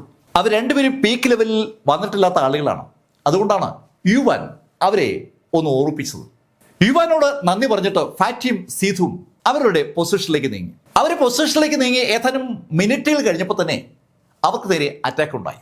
അതിശക്തരായ ഡീമനുകളാണ് ഇപ്രാവശ്യം അവർക്ക് നേരെ പാഞ്ഞു വന്നത്. ആ ഡീമനുകളുടെ അറ്റാക്കിന്റെ രീതി കണ്ട മാർക്കിനും ഫാറ്റിക്കും എന്ന് വേണ്ട ആ അറ്റാക്കിൽ ഏർപ്പെട്ടിരിക്കുന്ന ആൾക്കാർക്കൊക്കെ ഒരു കാര്യം ഉറപ്പായി. ആ ഡീമനുകൾ മനുഷ്യരെ പോലെ തന്നെ ബുദ്ധിയുള്ള ആളുകളാണ്. സാധാരണഗതിയിൽ ഡീമനുകളിൽ കാണാത്ത കോർഡിനേഷൻ ഇപ്പോൾ ആ അറ്റാക്ക് നടത്തുന്ന ഡീമനുകൾക്കുണ്ട്. മനുഷ്യര് സൈനിക വിന്യാസം നടത്തും പോലെ സൈനിക വിന്യാസം നടത്താനുള്ള ശക്തി ആ ഡീമനുകൾക്കുണ്ട്. ആ ബീസ്റ്റ് കിങ്ഡത്തിലേക്കുള്ള മാർക്കിന്റെ ടീമിന്റെ ആ യാത്ര ശരിക്കും ദുർഘടമാക്കുന്ന ശൈലിയിലുള്ള ഒരു യുദ്ധ പ്രാവീണ്യമാണ് ആ ബീസ്റ്റുകൾ അവിടെ നടത്തിയത്. എന്തായാലും മാർക്കും ഫാറ്റിയും ചേർന്ന് അവരെ കഴിവിന്റെ പരമാവധി നേരിടുകയാണ്. അവർക്കൊപ്പമുള്ള ടീം അവരെക്കാൾ ശക്തരായതുകൊണ്ട് പീക്ക് ലെവൽ യോദ്ധാക്കളായതുകൊണ്ട് അവർക്ക് കുറച്ചുകൂടി എളുപ്പത്തിൽ ഈ ബീസ്റ്റുകളെ നേരിടാൻ പറ്റും. ഈ സമയത്താണ് 2 കിങ് ലെവൽ ഡീമനുകൾ അവിടെ രംഗത്തെത്തുന്നത്. ഇതുവരെ നടന്ന ആ യുദ്ധം കിങ്ങുകളെ ആകർഷിച്ചിട്ടില്ല. ആ ബീച്ച് ഡൊമൈനിലേക്ക് ഷിപ്പ് എത്താറായതോടുകൂടി ശക്തരായ യോദ്ധാക്കളെ ആ ബീസ്റ്റ് കിങ്ഡം അയക്കുന്നു എന്ന് വ്യക്തം. അതിശക്തരായ 2 കിങ് ലെവൽ യോദ്ധാക്കൾ രംഗത്ത് വന്നതും അവര് ആകാശത്ത് നിന്ന് ആ കപ്പലിലെ യോദ്ധാക്കളെയും ഒന്ന് സ്കാൻ ചെയ്യുകയാണ്. അവരങ്ങനെ ആകാശത്ത് ഉള്ള കൗതുകത്തോടെ ആ കപ്പലിൽ നിന്ന് നോക്കിയിട്ട് പെട്ടെന്നാണ് കൈകളൊന്ന് ഉയർത്തിയത്. ആ കൈകൾ ഉയർത്തിയ ആ 2 ബീസ്റ്റുകളും ഉയർത്തിയ കൈകളുമായി താഴേക്ക് ഒരൊറ്റ ജമ്പ്. ഷിപ്പിന്റെ നേരെ മുകളിൽ നിന്നാണ് അവർ താഴേക്ക് ചാടുന്നത്. അങ്ങനെ ചാടുമ്പോൾ അവരുടെ ആ ഉയർത്തിയ കൈകൾ അതിശക്തമായി താഴേക്ക് ഇങ്ങനെ പാഞ്ഞു വരുമ്പോൾ ആ കൈക്കൊപ്പം ഒരു കൂറ്റൻ ഷാഡോ കൂടി താഴേക്ക് വരികയാണ്. വലിയൊരു നിഴൽ. രണ്ട് നിഴലുകൾ ആകാശത്ത് താഴേക്ക് ഇങ്ങനെ പാഞ്ഞു വരികയാണ്.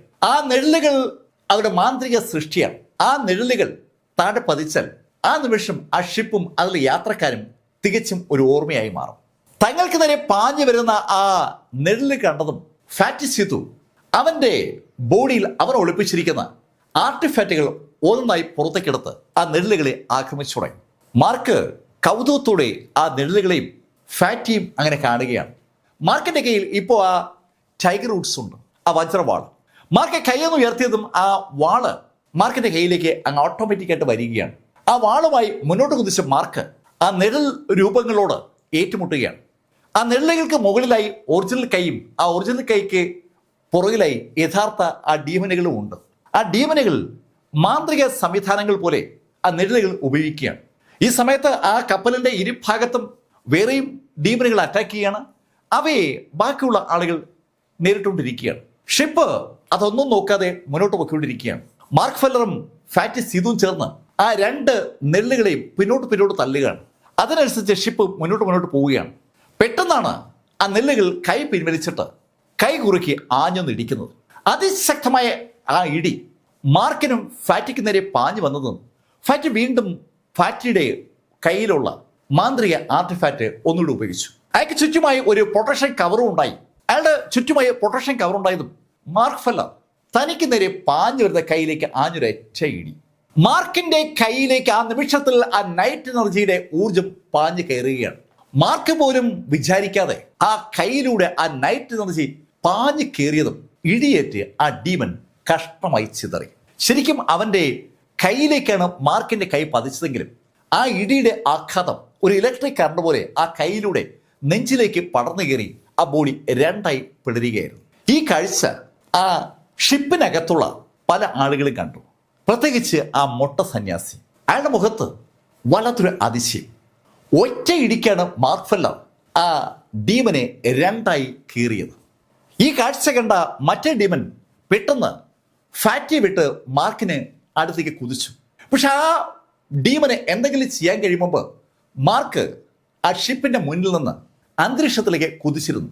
അതിനിടയിൽ മാർക്കിന് ഇടത് കൈ ആ നൈറ്റ് എനർജി സമാഹരിക്കുകയും ഒരൊറ്റ ഇടിക്ക് ആ ഡീമന്റെ തല തെറിപ്പിക്കുകയും ചെയ്തു. അതിശക്തരായ പീക്ക് ലെവലിലുള്ള രണ്ട് ഡീമനുകളെ മാർക്ക് ഫെല്ലർ സ്വന്തം കൈകൊണ്ട് ഇടിച്ച് കൊല്ലുന്ന കാഴ്ച ആ ഷിപ്പിലെ പലരും കണ്ടു. മാർക്കും ഫാറ്റി സിധുവും ആ കപ്പലിലേക്ക് മടങ്ങിയെത്തിയതും അകത്തുള്ള ആളുകളൊക്കെ ഓടി വന്ന് മാർക്കിനെ അനുമോദിച്ചു. ബ്രദർ, നിങ്ങൾ ശരിക്കും ഞങ്ങളെ അമ്പരപ്പിച്ചിരിക്കുകയാണ്. അവരെല്ലാവരും പീക്ക് ലെവൽ യോദ്ധാക്കളാണ്. മാർക്കും ഫാറ്റി സിധുവും മാത്രം 9th ലെവലിലെ ആളുകളാണ്. ഇവരൊക്കെ 10th ലെവലോ അതിന് മുകളിലൊക്കെ ഉള്ളവരാണ്. 10th 11th 12th ഒക്കെയാണ്. ശക്തരാണ്.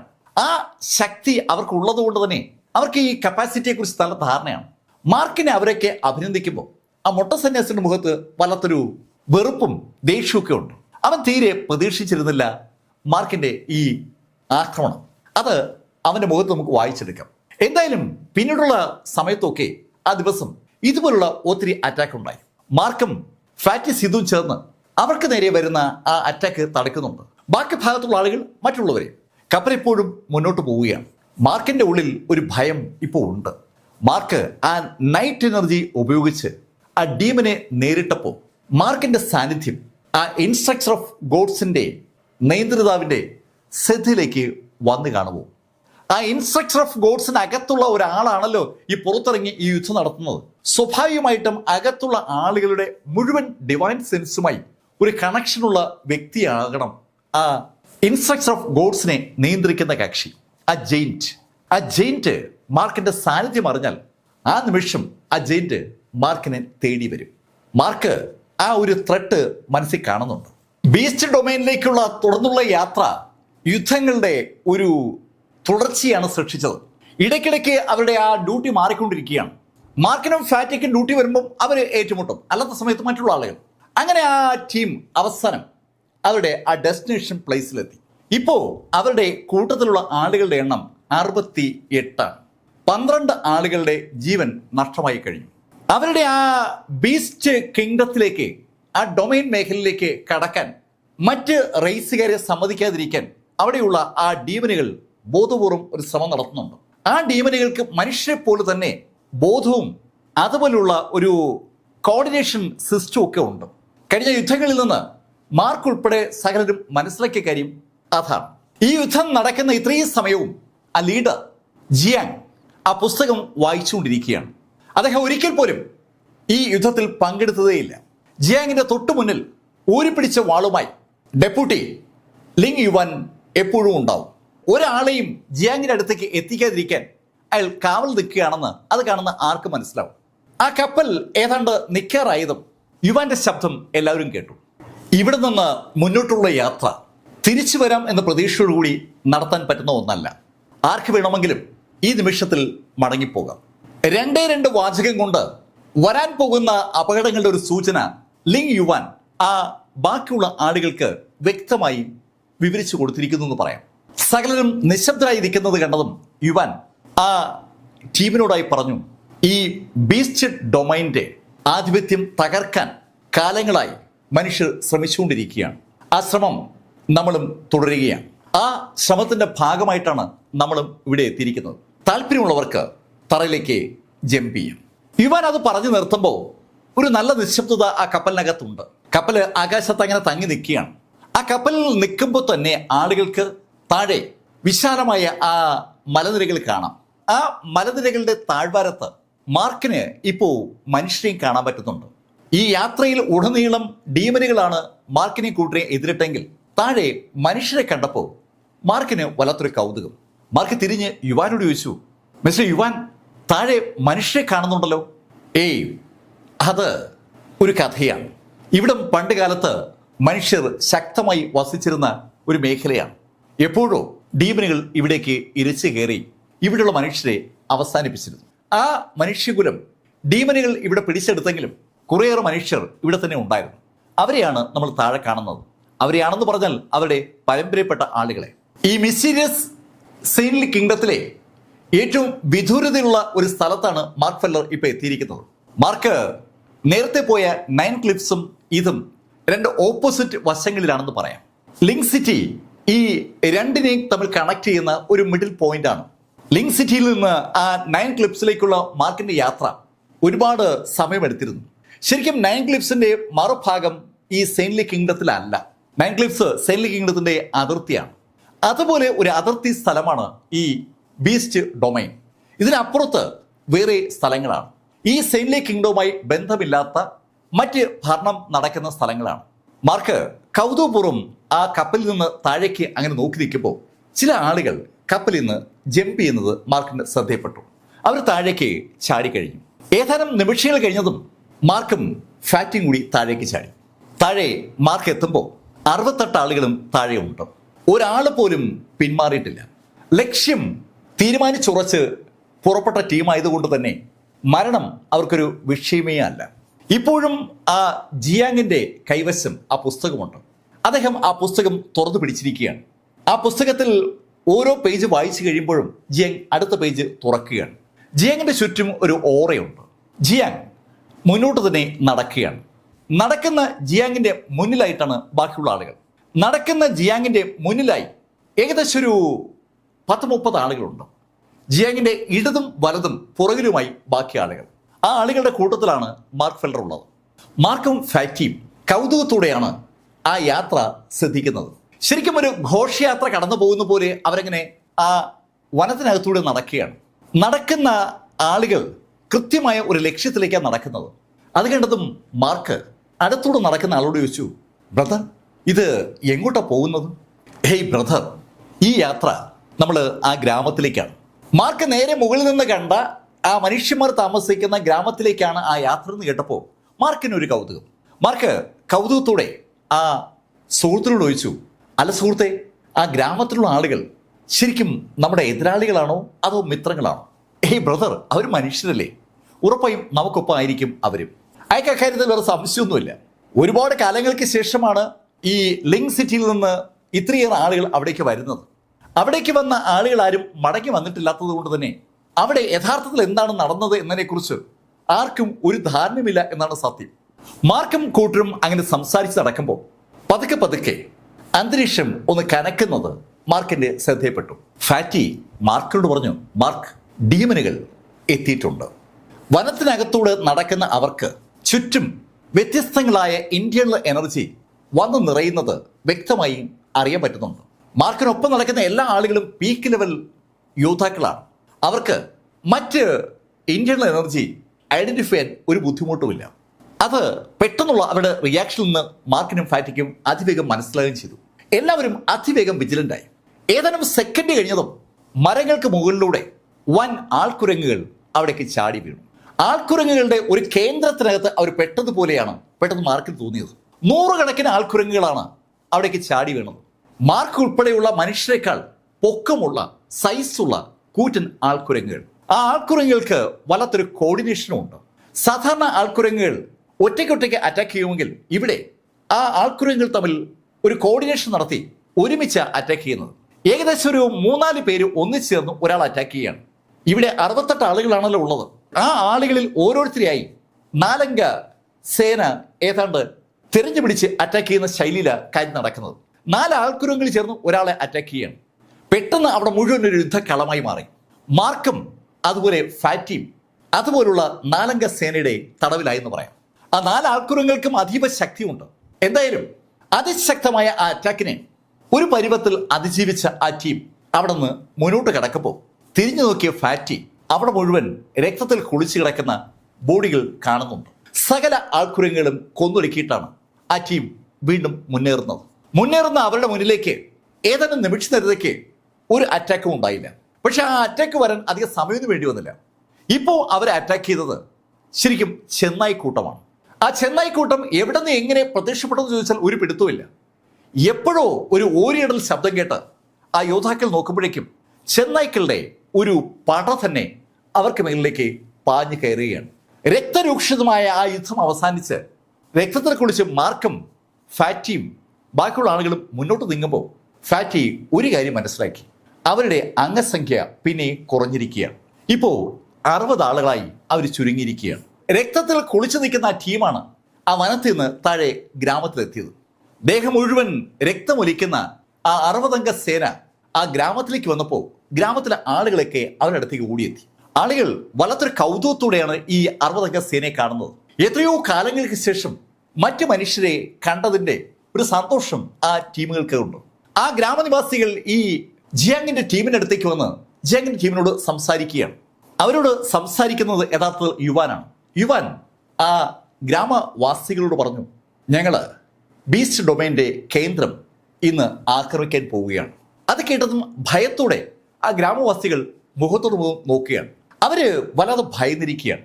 ബീസ്റ്റുകളുടെ ആ മേഖലയിലെത്തി അവരുടെ കേന്ദ്രത്തെ ആക്രമിക്കുക എന്ന് പറഞ്ഞാൽ അതൊരു ചെറിയ സംഭവമല്ല. ഈ 60 അംഗ സേനയ്ക്ക് അതിന് കഴിയുമോ എന്നൊരു ചോദ്യം ഏതായാലും ആ ഗ്രാമവാസികളുടെ ഉള്ളിലുണ്ട്. ആ ഗ്രാമവാസികൾ എന്തായാലും അവിടെ നടന്ന അതുവരെയുള്ള കാര്യങ്ങളൊക്കെ ആ ടീമിനോട് പറഞ്ഞു. പലപ്പോഴും ഇതുപോലുള്ള ആളുകൾ അവിടെ എത്താറുണ്ട്. എത്തുന്ന ആളുകളൊക്കെ ഈ ബീസ്റ്റുകളുടെ ആഹാരമാകാറുമുണ്ട്. ഈ ഗ്രാമവാസികളുടെ ഭാഗമായി ഒരു വൻ ജനക്കൂട്ടം ഉണ്ടായിരുന്നു. അതൊക്കെ ക്രമേണ ഈ ബീസ്റ്റുകളുടെ ആഹാരമായതാണ്. ഇപ്പോൾ 1000-ഓളം വരുന്ന ഒരു സമൂഹം മാത്രമാണ് ബാലൻസ് ഉള്ളത്. അങ്ങനെ അവർ സംസാരിക്കുമ്പോൾ ആ കൂട്ടത്തിൽ നിന്ന് ഒരു യുവതി മുന്നോട്ട് വന്നു. അവള് ജിയാങ്ങിന്റെയും കൂട്ടരോടും പറഞ്ഞു, ഞാനും നിങ്ങളെപ്പോലെ ഇവിടെ എത്തിയതാണ്. പക്ഷെ ഇവരുടെ അവസ്ഥ കണ്ടപ്പോൾ ഞാൻ ഇവർക്കൊപ്പം കൂടിയെന്ന് മാത്രം. ആ സ്ത്രീ അങ്ങനെ പറഞ്ഞപ്പോൾ മാർക്ക് കൗതുകത്തോടെ ആ യുവതിയെ നോക്കുകയാണ്. ആ യുവതിയെ മാർക്ക് നേരത്തെ കണ്ടിട്ടുണ്ട്. പെട്ടെന്നാണ് മാർക്കിന് ആ സ്പേസ് ഷിപ്പിൽ വെച്ച് മാർക്കിന്റെ അടുത്ത് അപ്രതീക്ഷിതമായി എത്തിയ ആ സന്യാസി പറഞ്ഞ ആളെ ഓർമ്മ വന്നത്. മാർക്ക് ഇപ്പോൾ വേഷപ്രശ്നം ആയതുകൊണ്ട് ആ പരിചയം കാണിക്കാനും പറ്റില്ല. അത് ലിങ്സു ആണ്. മാർക്കിനെ ആ സെയിന്റ് കിങ്ഡത്തിൽ വെച്ച് പലപ്പോഴും സഹായിച്ചിട്ടുള്ള ഒരു ലേഡിയാണ്. ആ ലേഡിക്കൊപ്പം ഒരു പ്രായമുള്ള മനുഷ്യനുമുണ്ട്. അവർക്കൊപ്പം ഒരു കൊച്ചുകുട്ടിയുമുണ്ട്. മാർക്ക് ഈ കാഴ്ചകളൊക്കെ കാണുകയാണ്. മാർക്കിന് ആ പരിചയം കാണിക്കാൻ പറ്റാത്ത ഒരു സാഹചര്യമായതുകൊണ്ട് മാർക്ക് ഈ ജിയാങ്ങിന്റെ ടീമിന്റെ പുറകിൽ അങ്ങനെ ഒളിച്ചു നിൽക്കുന്നു എന്ന് പറയാം. അധിക സമയം കഴിയുമ്പോൾ ആ ടീം പിന്നെയും യാത്ര തുടരുകയാണ്. ആ ഗ്രാമത്തിൽ നിന്ന് നോക്കുമ്പോൾ അങ്ങ് ദൂരെ മലയുടെ മുകളിലായി വൃത്താകൃതിയിലുള്ള ഒരു സ്പേസ് കാണുന്നുണ്ട്. ആ സ്പേസ് ആണ് ശരിക്കും ഈ ജിയാങ്ങിന്റെ ടാർഗറ്റ്. ആ പുസ്തകം വായിച്ചുകൊണ്ട് ജിയാങ് ഏതാണ്ട് മലയ്ക്ക് പോകുന്ന പോലെ ആ മലയുടെ മുകളിലേക്ക് നടന്നു കയറുകയാണ്. നമ്മൾ ഇരുമുടി കെട്ടുമായി ശബരിമലയിലേക്ക് പോകുന്ന അതേ ശൈലിയിൽ ആ പുസ്തകം വായിച്ചുകൊണ്ട് ജിയാങ് അങ്ങനെ നടക്കുകയാണ്. അങ്ങനെ നടക്കുന്ന ജിയാങ്ങിനും കൂട്ടർക്കും ആ ഗ്രാമം കടക്കുന്നതിന് മുന്നിൽ തന്നെ വൻതോതിലുള്ള അറ്റാക്ക് നേരിടേണ്ടി വന്നു. ശരിക്കും ഇതുവരെയുള്ള ഒന്നുമല്ല എന്ന് തോന്നിക്കുന്ന ശൈലിയിൽ ഒരു വൻ അറ്റാക്കാണ് ഉണ്ടായത്. ഈ പ്രാവശ്യം അവരെ എതിരിട്ടത് ആനകളാണ്. കൂറ്റൻ ആനകൾ ചിഹ്നം വിളിച്ചുകൊണ്ട് എവിടെ നിന്നോ അവിടേക്ക് വന്നിറങ്ങി എന്ന് പറയാം. കറുത്ത ആ ആനകളുടെ ആ വരവ് ശരിക്കും ഒരു ഭീകര അന്തരീക്ഷം തന്നെ സൃഷ്ടിച്ചു. ആ ആക്രമണത്തിൽ ശരിക്കും ആ ഗ്രാമത്തിലെ ഒത്തിരി ഭാഗം അതോടുകൂടി അവസാനിച്ചു. ആ ആൾക്കൂട്ടത്തിന്റെ ഭാഗമായ ആ യുവതി ലിങ്സു ഈ സമയത്ത് അവളുടെ കൂടെയുള്ള ഒരു കൊച്ചുകുട്ടിയെ രക്ഷിക്കാനുള്ള ശ്രമത്തിലാണ്. അവൾ ആ കൊച്ചുകുട്ടിയെ രക്ഷിക്കാനായി അവൾ ആ കൊച്ചുകുട്ടിയെ എടുക്കുമ്പോഴേക്കും അവളുടെ അടുത്തേക്ക് ഒരു ആന പാഞ്ഞു വരുന്നത് മാർക്ക് കണ്ടു. അത് കണ്ടതും മാർക്ക് ഫെല്ലർ മുന്നോട്ട് കുതിച്ച് തന്റെ ആ വജ്ര വാൾ ഉപയോഗിച്ച് ആ ആനയെ ആഞ്ഞൊന്ന് വെട്ടി. മാർക്കിന്റെ ഉള്ളിലെ നൈറ്റ് എനർജി മാർക്ക് ആ വാളിലേക്ക് കൊടുത്തുകൊണ്ട് ആഞ്ഞു വെട്ടിയതും ഒറ്റ വെട്ടിന് ആ ആന കഴുത്തറ്റ് താഴേക്ക് വീണു. ഒരു കൂറ്റൻ പർവ്വതം പോലെയുള്ള ആനയെ ഒറ്റ വെട്ടിന് ഒരാള് കൊല്ലുമ്പോൾ ആ ആളെ എന്തായാലും ആരും ഒന്ന് നോക്കും. അതേ നോട്ടം സ്വാഭാവികമായിട്ടും ആ ലിങ്സുവിന്റെ മുഖത്തുനിന്നുണ്ടായി. ലിങ്സു പെട്ടെന്ന് മാർക്കിന്റെ അടുത്തേക്ക് ഓടി വന്നിട്ട് മാർക്കിനോട് ചോദിച്ചു, മാർക്ക്, നീയും ഇവരുടെ കൂടെ വന്നു? ലിങ്സു, എന്നെ ഐഡന്റിഫൈ ചെയ്തതായി ആരോടും പറയണ്ട. അത്രേ പറയാൻ മാർക്കിന് പറ്റുള്ളൂ. അതിനിടയിൽ വീണ്ടും അറ്റാക്ക് ഉണ്ടായി. മാർക്ക് ലിങ്സുവിനെയും ആ കുഞ്ഞിനെയും പുറകോട്ട് മാറ്റി നിർത്തിയിട്ട് അവരെ നേരിടുമ്പോൾ കുറച്ച് മാറി ഒരു മനുഷ്യൻ ഒരു വാള് തറയിൽ കുത്തി ഈ കാഴ്ചകൾ കണ്ടുകൊണ്ട് നിൽക്കുകയാണ്. അയാളുടെ അടുത്ത് ഒരു പെൺകുട്ടിയുണ്ട്. ആ പെൺകുട്ടി ആ വാള് ധാരിയോട് ചോദിക്കുകയാണ്, അങ്കിളെ, നമുക്ക് ഇവരെ സഹായിക്കണ്ടേ? അത് വേണ്ട. അല്ല, അവർക്ക് സഹായം ആവശ്യമുള്ള സമയത്ത് നമുക്കൊന്ന് നോക്കാം. ആ നടക്കുന്ന സംഭവങ്ങളൊന്നും തങ്ങളെ ബാധിക്കുന്നതല്ല എന്ന ശൈലിയിലാണ് ആ വാളുധാരിയുടെ നിപ്പ്. ഈ വാളുധാരിയുടെ അടുത്ത് നിൽക്കുന്ന ആ പെൺകുട്ടിയുടെ തൊട്ടു പുറകിൽ ലേശം പ്രായമുള്ള ഒരാളുണ്ട്. ആ ആളെ കണ്ടിരുന്നെങ്കിൽ മാർക്ക് ചിലപ്പോൾ ആ ആളെ തിരിച്ചറിഞ്ഞനെ. അയാളെയും ആ പെൺകുട്ടിയും മാർക്ക് ഫെല്ലർ അവിടെ ആ ലിങ്ക് സിറ്റി വെച്ച് നേരത്തെ കണ്ടിട്ടുണ്ട്. മാർക്കിനെ ഒരു സമയത്ത് രക്ഷിച്ച കഥാപാത്രം കൂടിയാണ് ആ പെൺകുട്ടിയുടെ കൂടെയുള്ള കക്ഷി. അയാളെ ഓൾഡ് മാസ്റ്റർ എന്നാണ് മാർക്ക് വിളിക്കുക. മാർക്കിനോട് അയാൾ ഒരു കാര്യം പറഞ്ഞിരുന്നു. അയാൾ ഈ മിസ്റ്റീരിയസ് സെയിന്റ് കിങ്ഡത്തിലെ സെയിന്റ് ചെൻ ഷുവാങ്ങിന്റെ സുഹൃത്താണെന്ന കാര്യം. ആ കഥാപാത്രമാണ് അവിടെ നിൽക്കുന്നത്. എന്തായാലും അവര് 3 പേരും ആ യുദ്ധത്തിൽ പങ്കെടുക്കാതെ അങ്ങനെ മാറി നിൽക്കുമ്പോൾ ഇവിടെ പൊരിഞ്ഞ യുദ്ധം നടക്കുകയാണ്. പക്ഷെ ഇപ്പോഴും യുദ്ധത്തിൽ പങ്കെടുക്കാത്ത ഏക വ്യക്തി സാക്ഷൽ ജിയാങ് ആണ്. ജിയാങ്ങിന്റെ യാത്ര ആ മലയിലേക്ക് തന്നെയാണ്. ജിയാങ്ങിന് പ്രൊട്ടക്ഷൻ കൊടുത്തുകൊണ്ട് ജിയാങ്ങിന്റെ തൊട്ടു മുന്നിൽ യുവാനുണ്ട്. ലിങ് യുവാന്റെ കയ്യിലെ ആ വാള് അത് വല്ലപ്പോഴും മാത്രമേ ഉപയോഗിക്കേണ്ടി വരുന്നുള്ളൂ. ആ വാളിനടുത്തേക്ക് ആളുകൾ എത്തില്ല. ആ വാളിനടുത്തേക്ക് ഡീമനുകൾ എത്താതെ അതിനു മുമ്പുള്ള ആ ഫൈറ്റേഴ്സ് ശ്രദ്ധിക്കുന്നുണ്ട്. മാർക്കും ടീമും ഈ ജിയാങ്ങിന്റെ പുറകിലാണ്. പുറകുവശത്തുള്ള അറ്റാക്ക് തടുക്കുക എന്നുള്ളതാണ് അവരുടെ ടാർഗറ്റ്. മാർക്കിന്റെ കൂടെ ഇപ്പോ ആ ലിങ് സൂവും അതുപോലെ ആ കൊച്ചുകുട്ടിയുമുണ്ട്. അവര് മുകളിലേക്ക് ഇങ്ങനെ യാത്ര ചെയ്തുകൊണ്ടിരിക്കുകയാണ്. അങ്ങനെ മുകളിലേക്ക് കടക്കുമ്പോൾ ആനകളുടെ ശല്യം കഴിഞ്ഞതും അവർക്ക് അതിശക്തരായ പുലികളുടെ ഒരു ആക്രമണം ഉണ്ടായി. ഈ മൃഗങ്ങളെല്ലാം കൂടി ഒരു സ്ഥലത്തെ എങ്ങനെ തമ്പടിച്ചു എന്നാണ് മാർക്ക് ആലോചിക്കുന്നത്. ശരിക്കും ബീസ്റ്റുകളുടെ ആ താവളത്തിൽ പ്രപഞ്ചത്തിലെ എല്ലാ മേഖലയിൽ നിന്നും ബീസ്റ്റുകൾ വന്ന് താമസിക്കുകയാണെന്ന് മാർക്കിനെ ഇപ്പോഴാണ് മനസ്സിലാകുന്നത്. ബീസ്റ്റുകളുടെ ഡൊമൈൻ മേഖലയാണ്, അവരുടേത് മാത്രമായ ഏരിയയാണ്. ആ ഏരിയയിലേക്ക് ആര് വന്നാലും അത് കടന്നു കയറ്റമായി കണ്ട് അവരെ ആക്രമിച്ച് കൊലപ്പെടുത്തുക എന്നുള്ളതാണ് ആ ബീസ്റ്റുകളുടെ ടാർഗറ്റ്. മാർക്കിന് ഇപ്പോൾ ഏകദേശം കഥ മനസ്സിലാകുന്നുണ്ട്. ഇപ്പോഴും മാർക്കിന് മനസ്സിലാകാത്തത് ഒരു സിമ്പിൾ കാര്യമാണ്. ആ മലയുടെ മുകളിൽ കാണുന്ന ആ വൃത്തം ലക്ഷ്യമിട്ടുകൊണ്ടാണ് ശരിക്കും ജിയാങ് സഞ്ചരിക്കുന്നുള്ള കാര്യം മാർക്കിന് അറിയാം. പക്ഷെ എന്തിന് ആ വൃത്തം ജിയാങ് ലക്ഷ്യമിടുന്നു? അതിൻ്റെ ഉത്തരം മാർക്കിനോട് പറഞ്ഞത് മാർക്കിനൊപ്പമുള്ള ആ പെൺകുട്ടിയാണ്. മാർക്ക്, അതാണ് ബീസ്റ്റുകൾ ഉണ്ടാകുന്ന ഹോൾ. നമ്മൾ പറയില്ലേ മണൽ വോമെന്നൊക്കെ, സാൻഡ് വോം. ആ സാൻഡ് വോം അത്തരത്തിൽ ഒരു ഹോളിൽ നിന്നാണ് പുറത്തേക്ക് വന്നത്. ആ ഹോളിൽ നമുക്ക് ആധിപത്യം സ്ഥാപിക്കാൻ പറ്റിയാൽ പിന്നെ ഒരിക്കലും ബീസ്റ്റുകൾക്ക് ഈ സ്ഥലം അടക്കി വാഴാൻ പറ്റില്ല. നമ്മൾ മനുഷ്യർ ഈ സ്ഥലത്തിന്റെ അധികാരം തിരിച്ചു പിടിക്കും. തനിക്കറിയാവുന്ന കാര്യം ലിങ്സു മാർക്കിനോട് പങ്കുവച്ചു. അപ്പോഴാണ് മാർക്കിന് ഈ ദൗത്യത്തിന്റെ ലക്ഷ്യം മനസ്സിലാകുന്നത്. മാർക്കിന്റെ ദൗത്യവും ഈ ദൗത്യവും ഏതാണ്ട് ഒന്ന് തന്നെയാണ്.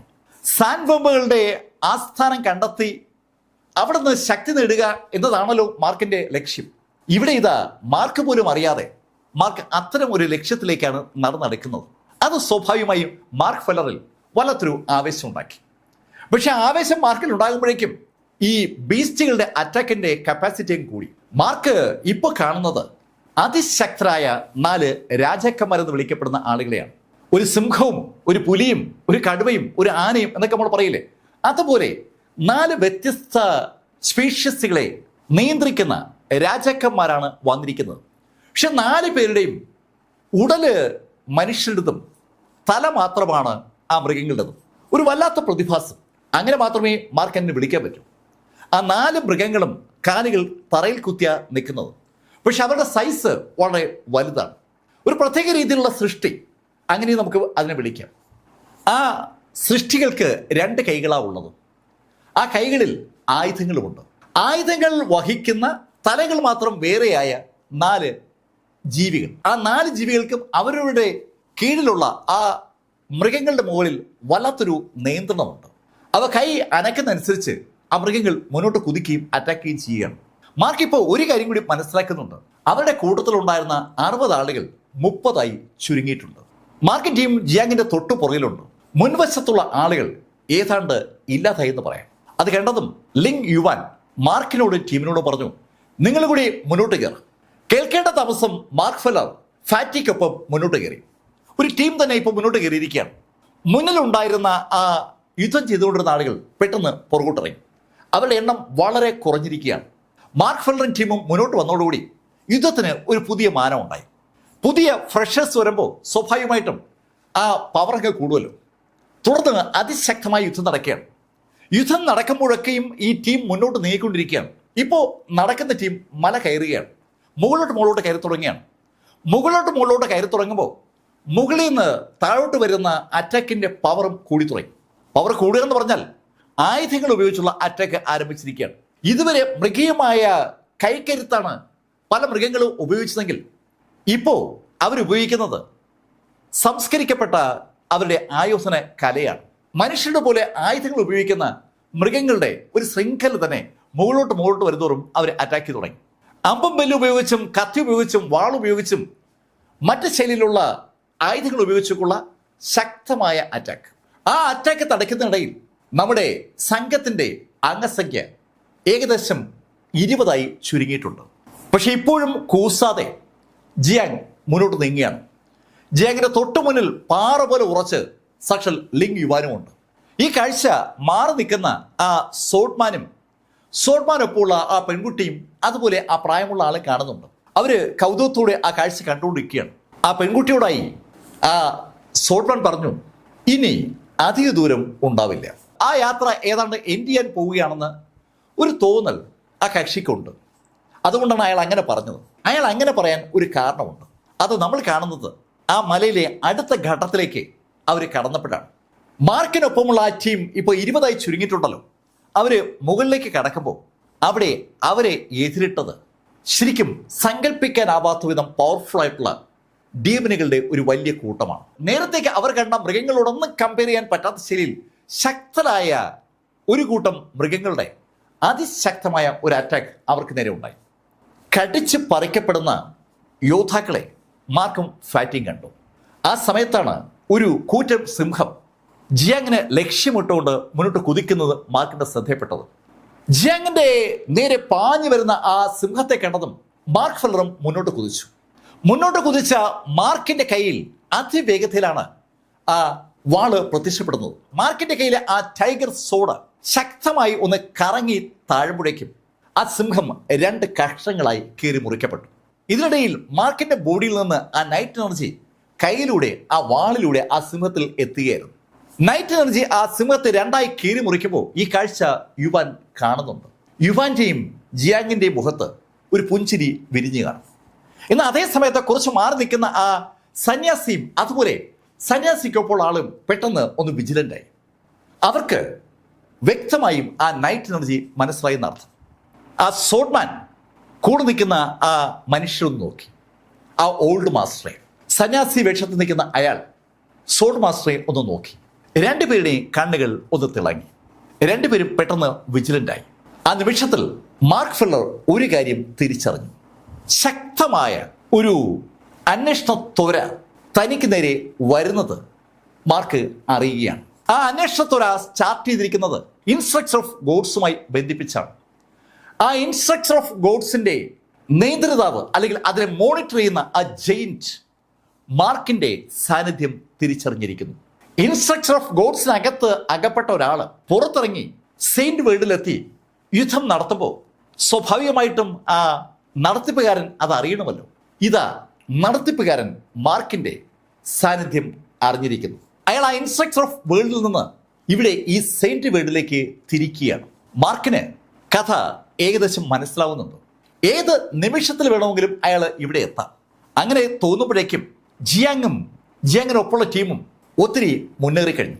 മാർക്ക് അവർക്ക് വേണ്ടി വഴി തെളിച്ചുകൊണ്ട് മുന്നേ നീങ്ങുകയാണ്.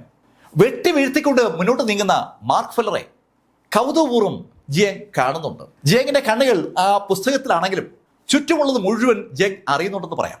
മാർക്ക് ഫെല്ലറും ആ സംഘവും ഒരു മല കയറി മുകളിലേക്ക് വന്നപ്പോൾ ആ മലയ്ക്കും അടുത്ത മലയ്ക്കും ഇടയിലായി ആയിരക്കണക്കിന് ഡീമൻ ബീസ്റ്റുകളുടെ ഒരു വൻ സംഘം ആയുധങ്ങളുമായി കാത്തു നിൽക്കുകയാണ്. ഇപ്പോൾ മാർക്കും ടീമും വെറും 14 പേരായി ചുരുങ്ങിയിരിക്കുകയാണ്. ആ 14 പേര് ആ മലയുടെ മുകളിൽ നിൽക്കുമ്പോൾ താഴെ ആയിരക്കണക്കിന് ആളുകൾ അവർ പ്രതീക്ഷിച്ചങ്ങനെ നിൽക്കുന്ന ആ കാഴ്ച കണ്ട മാർക്കും ഫാറ്റിസിതും മുഖത്തോട് മുഖം അറിയാതെ നോക്കിപ്പോവുകയാണ്. ഒരു കാരണവശാലും ആ താഴെ കാണുന്ന ആ ആയുധധാരികളുടെ ഇടയിലൂടെ അവർക്ക് മുകളിലേക്ക് പോകാൻ പറ്റില്ല. താഴ്വാരത്തേക്ക് ഇറങ്ങി അടുത്ത മല കയറിയാണ് മുകളിലേക്ക് പോകാൻ. പെട്ടെന്ന് മാർക്ക് ഒരു ശബ്ദം കേട്ടു. യുവാന്റെ ശബ്ദമാണ്. യുവാൻ മുന്നിൽ നിൽക്കുന്ന ആ യോദ്ധാക്കളോടായി പറഞ്ഞു, നിങ്ങൾ പുറകോട്ട് മാറിക്കൂ. മാർക്ക് ഉൾപ്പെടെയുള്ള യോദ്ധാക്കൾ ഉടൻ തന്നെ ജിയാങ്ങിനും യുവാനും പുറകിലോട്ട് മാറി. ഇപ്പോ ഏറ്റവും മുന്നിൽ യുവാൻ, തൊട്ടുപുറകിൽ ജിയാങ് യുവാനൊപ്പം നടന്ന് ആ മലയുടെ ഏറ്റവും മുൻഭാഗത്തെത്തി. താഴെ അതിവിശാലമായ ആ താഴ്വരയിൽ ആയിരക്കണക്കിന് ഡീമനുകൾ അങ്ങനെ ആയുധങ്ങളുമായി നിൽക്കുകയാണ്. ജിയാങ് പെട്ടെന്ന് അയാളുടെ ആ പുസ്തകം ഒന്ന് അടച്ചു. അതിനുശേഷം ജിയാങ് തന്റെ വലത് കൈ ഒന്ന് ഉയർത്തി. മാർക്ക് വല്ലാത്തൊരു കൗതുകത്തോടെയാണ് ഈ കാഴ്ച കാണുന്നത്. ജിയാങ് ഒരു അറ്റാക്ക് നടത്തുന്നത് നേരിട്ട് മാർക്ക് ഇതുവരെ കണ്ടില്ല. അവിടെ ലിങ്ക് സിറ്റിയിൽ വെച്ച് ഫാറ്റിയും ആ മൊട്ട സന്യാസിയും തമ്മിൽ ഒരു യുദ്ധമുണ്ടായപ്പോൾ ജിയാങ് അയാളുടെ ആ ശാന്തമായ ഊർജത്തെ ഉപയോഗിച്ച് ആ അറ്റാക്കിനെ നിർവീര്യമാക്കിയിരുന്നു. അത് മാത്രമാണ് മാർക്ക് ജിയാങ്ങുമായി ബന്ധപ്പെട്ട് അറിഞ്ഞ കാര്യം. ജിയാങ് പെട്ടെന്ന് കൈ അങ്ങ് ഉയർത്തിയതും ആ കയ്യിൽ നിന്ന് വളരെ തണുത്ത ഒരു കാറ്റ് സാവധാനം ആ താഴ്വരത്തേക്ക് ഇങ്ങനെ പറന്നിറങ്ങി തുടങ്ങി. അതെ, ആ കാറ്റിങ്ങനെ പറന്നിങ്ങ് താഴേക്ക് വരികയാണ്. വളരെ വളരെ ശാന്തമായ ഒരു കാറ്റ്. ഒരു ഇളം കാറ്റടിക്കും പോലെ മലയുടെ മുകളിൽ നിന്ന് ആ കാറ്റ് ആ താഴ്വരയിലേക്ക് ഇങ്ങനെ താഴോട്ട് ഇങ്ങനെ പറന്നു വരുമ്പോൾ ആ കാറ്റ് പതുക്കെ ആ താഴ്വരയിൽ വ്യാപിക്കുമ്പോൾ താഴെ നിൽക്കുന്ന ആ ഡീമനുകൾ ഒന്നാകെ വിറച്ചു. മാർക്കിനെ അങ്ങോട്ട് വിശ്വസിക്കാൻ പറ്റാത്ത ഒരു കാഴ്ചയാണ് മാർക്ക് കണ്ടത്. ആ എൻ്റെ ഡീമനുകളും ആ നിമിഷം ഒരു ഓർമ്മയായി മാറി. ശരിക്കും അവർ പൊടിഞ്ഞു പോയെന്ന് പറയാം. പക്ഷെ പൊടിഞ്ഞു പോയെന്ന് പറയുമ്പോൾ ആ പൊടിയെങ്കിലും അവിടെ കാണേണ്ടേ? ആ പൊടി പോലും അവിടെ ഇല്ലാത്ത ശൈലിയിൽ അവരെ ആ കാറ്റ് ഏതാണ്ട് വാനിഷ് ചെയ്തു. മാർക്കും ഫാറ്റിയും അമ്പരപ്പോടെ വാ പൊളിച്ച് നിൽക്കുകയാണ്. ശരിക്കും അവരുടെ വാ പൊളിഞ്ഞു ഒന്നെന്ന് പറയാം. ഒന്നും സംഭവിക്കാത്തതുപോലെ പെട്ടെന്ന് യുവാൻ മുന്നോട്ട് നടന്നു തുടങ്ങി. യുവാന്റെ തൊട്ടുപുറകെ ജിയാങ്ങുണ്ട്. ജിയാങ്ങിന്റെ പുറകെ ബാക്കിയുള്ള ആളുകളും. ഇപ്പോൾ മാർക്ക് ഫെല്ലറുടെ ആ ടീമിൽ ആ മൊട്ട സന്യാസി ഉണ്ട്. മൊട്ട സന്യാസി ഉൾപ്പെടെ ബാക്കി 12 പേരാണ് അവശേഷിക്കുന്നത്. തൊട്ടു മുന്നിൽ ബാക്കി 2 പേർ, ആകെ 14 പേർ. എന്നാൽ ഇവർക്ക് പുറകിൽ ആ പെൺകുട്ടിയുണ്ട്, സാക്ഷാൽ ലിങ്സുവിന്റെ കൈവശം ആ കൊച്ചു കുഞ്ഞുമുണ്ട്. ആ സംഘം താഴ്വാരത്തേക്ക് പതുക്കെ ഇറങ്ങി തുടങ്ങി. താഴ്വാരത്തേക്ക് അങ്ങനെ ഇറങ്ങി വരുമ്പോൾ മാർക്ക് ഫാറ്റിക്കൊപ്പം നോക്കുന്നത് അവിടെ ആ ഡീമനുകളുടെ ഡെഡ് ബോഡി ഉണ്ടോന്നാണ്. ഡെഡ് ബോഡി അവിടെയൊന്നുമില്ല. തങ്ങൾ കണ്ടത് ഒരു ചലച്ചിത്രത്തിലെ ഒരു രംഗമാണെന്ന് തോന്നുന്ന ശൈലിയിൽ അവിടെ തികച്ചും നിശബ്ദമാണ്. അങ്ങനെ ഒരു യുദ്ധം അവിടെ നടന്നതിൻ്റെ ഒരു ലക്ഷണവും ഇല്ലാത്ത ശൈലിയിൽ അവിടെ തുടച്ച് മാറ്റപ്പെട്ടിരിക്കുകയാണ്. ആ സംഘം സാവധാനം അവിടെ നിന്ന് ആ താഴ്വാര ഇറങ്ങി മുകളിലേക്ക് കയറി തുടങ്ങി. മാർക്കിന് ഇപ്പോൾ ഏകദേശം ഒരു കണക്കുണ്ട്. 2 മലകൾ, അത് മാത്രമാണ് അവർക്ക് മുന്നിലുള്ള ഏക ദൂരം. ഇപ്പോൾ അവർ കയറാൻ പോകുന്ന മല കഴിഞ്ഞാൽ പിന്നെ ഒരു മല, അതിലാണ് ആ വലിയ ഗുഹാമുഖം പോലുള്ള സ്ഥലമുള്ളത്. അവിടെ കയറി കൊടി നാട്ടുക, അതായിരിക്കണം ടാർഗറ്റ്. വല്ലാത്തൊരു ദൗത്യത്തിലാണ് താൻ വന്ന് പെട്ടിരിക്കുന്നത്. മാർക്ക് വളരെ വിജിലൻ്റായി ആ പെൺകുട്ടിയുടെ ഇടത് ഭാഗത്തൂടി നടക്കുകയാണ്. വലത് ഭാഗത്തൂടി സാക്ഷാൽ ഫാറ്റി സൂതുമുണ്ട്. അവരുടെ അപ്പുറവും ഇപ്പുറവുമായി ബാക്കിയുള്ള യോദ്ധാക്കൾ. തൊട്ടു മുന്നിൽ ജിയാങ്ങിന്റെ മുന്നിൽ യുവാൻ. ആ സംഘം അതേ ശൈലിയിൽ മുന്നോട്ട് കയറിക്കൊണ്ടിരിക്കുകയാണ്. ഇപ്പോൾ നയിക്കുന്ന നേതാക്കൾ മുന്നിൽ തന്നെയാണ്. നേരത്തെ അനുയായികളായിരുന്നു മുന്നിലെങ്കിൽ യുദ്ധത്തിന്റെ ശക്തി കൂടിയ നിമിഷം മുതൽ ആ രണ്ട് നേതാക്കളും ആ യുദ്ധത്തിന്റെ നേതൃത്വം ഏറ്റെടുത്തിരിക്കുകയാണ്. യുവാൻ ആ വാള് ഉയർത്തിപ്പിടിച്ചുകൊണ്ട് അതീവ ശ്രദ്ധയോടുകൂടി ഓരോ സ്റ്റെപ്പും മുന്നോട്ട് വെച്ച് നടക്കുമ്പോൾ ശരിക്കും ഒരു സേനാധിപൻ മുന്നോട്ട് നടന്നു പോകുന്ന ഫീലാണ് മാർക്കിനുണ്ടായത്. മാർക്കിൻ ടീമോ അവരെ ഫോളോ ചെയ്യുകയാണ്. അവർ ആ മലയുടെ ഏകദേശം ഒരു പകുതി ഭാഗം നടന്നെത്തിക്കാണ്. ആ സമയത്ത് പല സ്ഥലത്തു നിന്നായി അനവധി ശബ്ദങ്ങൾ കേട്ടു തുടങ്ങി. ശരിക്കും അത് അന്തരീക്ഷത്തിലാണ് ശബ്ദം. ആ മലയുടെ മുകളിലായി അന്തരീക്ഷത്തിൽ അനവധി ഡീമനുകൾ പ്രത്യക്ഷപ്പെട്ടു. ആ ഡീമനുകളെ കണ്ടാലേ അറിയാം അവയൊക്കെയും പീക്ക് ലെവൽ യോദ്ധാക്കളാണെന്ന്. പീക്ക് ലെവൽ 10th ആണോ 11th ആണോ 12th ആണോ എന്ന് തിരിച്ചറിയാൻ കഴിയുന്നില്ല. അതിശക്തരാണ് അവരെന്ന് വ്യക്തമാണ്. പീക്ക് ലെവൽ 11th വരെയൊക്കെയുള്ള ആളുകളെയാണെങ്കിൽ മാർക്കിന്റെ അപ്പുറവും ഇപ്പുറമുള്ള ആ യോദ്ധാക്കൾ അങ്ങ് നേരിടും. പക്ഷെ 12th അതിന് മുകളിലോട്ടൊക്കെ ആണെങ്കിൽ ശരിക്കും പ്രശ്നമാകും. ആ ആളുകളെ ആകാശത്ത് കണ്ടപ്പോൾ മാർക്കിന് അങ്ങനെയാണ് തോന്നിയത്. മാർക്കിന് ആ തോന്നലുണ്ടായ ആ നിമിഷത്തിൽ സാക്ഷാൽ യുവാൻ മുന്നോട്ട് ചാടി ഉയർന്നു കഴിഞ്ഞു. മുന്നോട്ട് ചാടി ഉയർന്നതിനിടയിൽ യുവാന്റെ ആ വാള് ഒരു വൃത്തം അവിടെ സൃഷ്ടിച്ചാണ്. ശരിക്കും യുവാൻ മുകളിലോട്ട് കയറി ആ വാള് കൊണ്ട് ചുറ്റും ഒരു വീശിങ് വീശിയായിരുന്നു. അതിന്റെ ഫലമായി ഒരു സോഡ് ലൈറ്റ് ആ യുവാൻ വരച്ച ആ വൃത്തത്തിൽ നിന്ന് ചുറ്റും ഇങ്ങനെ പടർന്നു തുടങ്ങി. സോഡ് ലൈറ്റ് അടിക്കുന്ന ഭാഗത്തുള്ള സകല ഡീമനുകളും ആ അറ്റാക്കിൽ തെറിക്കുകയാണ്. ആ വൃത്തത്തിനകത്തുകൂടിയായി നമ്മുടെ ടീമിന്റെ യാത്ര. ആ വൃത്തം അങ്ങനെ തന്നെ നിലർത്തിക്കൊണ്ട് യുവാൻ അന്തരീക്ഷത്തിലൂടെ മുന്നോട്ട് പോവുകയാണ്. പക്ഷെ അധികം നേരം ആ യാത്ര മുന്നോട്ട് പോയില്ല. ആ സമയത്ത് ചുറ്റുമുള്ള ഡീമനുകൾ വീണ്ടും സംഘടിച്ച് ശക്തമായ അറ്റാക്കുമായി യുവാനെ ടീമിനെ നേരിട്ടു. തുടർന്ന് അവിടെ നടന്നത് രക്തരൂക്ഷിതമായ ഏറ്റുമുട്ടലാണ്. സകല മേഖലയിൽ നിന്നും ആയിരക്കണക്കിന് ഡീമനുകൾ എപ്പോ എങ്ങനെ പ്രത്യക്ഷപ്പെടുമെന്ന് ചോദിച്ചാൽ ആർക്കും ഒരു പിടിയില്ല. സാക്ഷാൽ ജിയാങ് തന്റെ ഇരു കരങ്ങളും ഇടതുവശത്തും വലതുവശത്തും ഉയർത്തി ആ ഡീമനുകളെ തകർക്കാൻ ശ്രമിക്കുന്നുണ്ട്. പക്ഷെ അപ്പോഴേക്കും അതിശക്തരായ ഡീമനുകളുടെ രംഗപ്രവേശം ഉണ്ടായി. പീക്ക് ലെവലിൽ 12th നിൽക്കുന്ന കിങ് എന്ന് വിളിക്കപ്പെടുന്ന ഡീമനുകൾ ഒരുപാട് സ്ഥലത്തെത്തി. അതിലൊന്ന് ഒരു ഡ്രാഗണാണ്, മറ്റൊന്ന് ഒരു സിംഹമാണ്. ആ സിംഹവും ആ ഡ്രാഗണും ഇരുഭാഗത്ത് നിൽക്കുമ്പോൾ രണ്ടുപേരുടെ ഓറ അൺബിലീവബിളായ ശൈലിയിൽ അങ്ങനെ ജ്വലിച്ച് നിൽക്കുകയാണ്. അത് കാണുമ്പോൾ തന്നെ അറിയാം രണ്ടുപേരും തൊടാൻ പറ്റില്ലെന്ന്. അതിശക്തരായ ആ രണ്ട് ഡീമനുകളും ഇരുഭാഗത്തു നിന്ന് യുദ്ധം നയിച്ചതോടുകൂടി നമ്മുടെ സംഘത്തിന്റെ അംഗസംഖ്യ തീരെ ശോഷിച്ചു എന്ന് പറയാം. ഇപ്പൊ ബാലൻസ് ഉള്ളത് യുവാനും ജിയാങ്ങും മാർക്കും ഫാറ്റിയും ആ പെൺകുട്ടിയും പിന്നെ ആ മൊട്ടയുമാണ്. മൊട്ട ഇപ്പോ അത്ഭുതത്തോടെ ഒരു കാര്യം തിരിച്ചറിയുകയാണ്. വളരെ ദുർബലരെന്ന് അയാൾ കരുതിയ മാർക്കും ഫാറ്റിയാണ് അയാൾക്കൊപ്പം ബാലൻസ് ഉള്ള യോദ്ധാക്കൾ. പിന്നെയുള്ളത് സാക്ഷാൽ ലീഡറും ഡെപ്യൂട്ടി ലീഡറുമാണ്.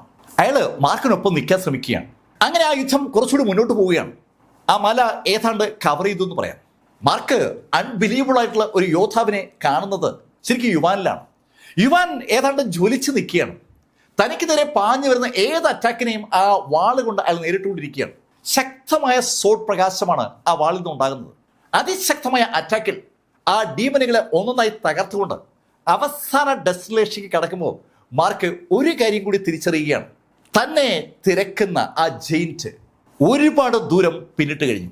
തനിക്ക് അരികിലേക്ക് ആ ജെയിന്റ് പാഞ്ഞ് വന്നുകൊണ്ടിരിക്കുകയാണ്. പക്ഷെ മാർക്ക് ഇപ്പോൾ ഒരു ലക്ഷ്യം മുന്നിൽ കാണുകയാണ്. എന്ത് വില കൊടുത്തും ജിയാങ്ങിനെ ആ ഡെസ്റ്റിനേഷൻ പോയിന്റിൽ എത്തിക്കണം. ഒരു യാത്രയുടെ ഭാഗമായി എങ്ങനെയോ മാർക്ക് കൂടിപ്പോയതാണ്. ആ ലക്ഷ്യം പൂർത്തീകരിച്ചു കൊടുക്കാൻ ഉള്ളിൻ്റെ ഉള്ളിൽ മാർക്കിന് ഒരു തോന്നൽ.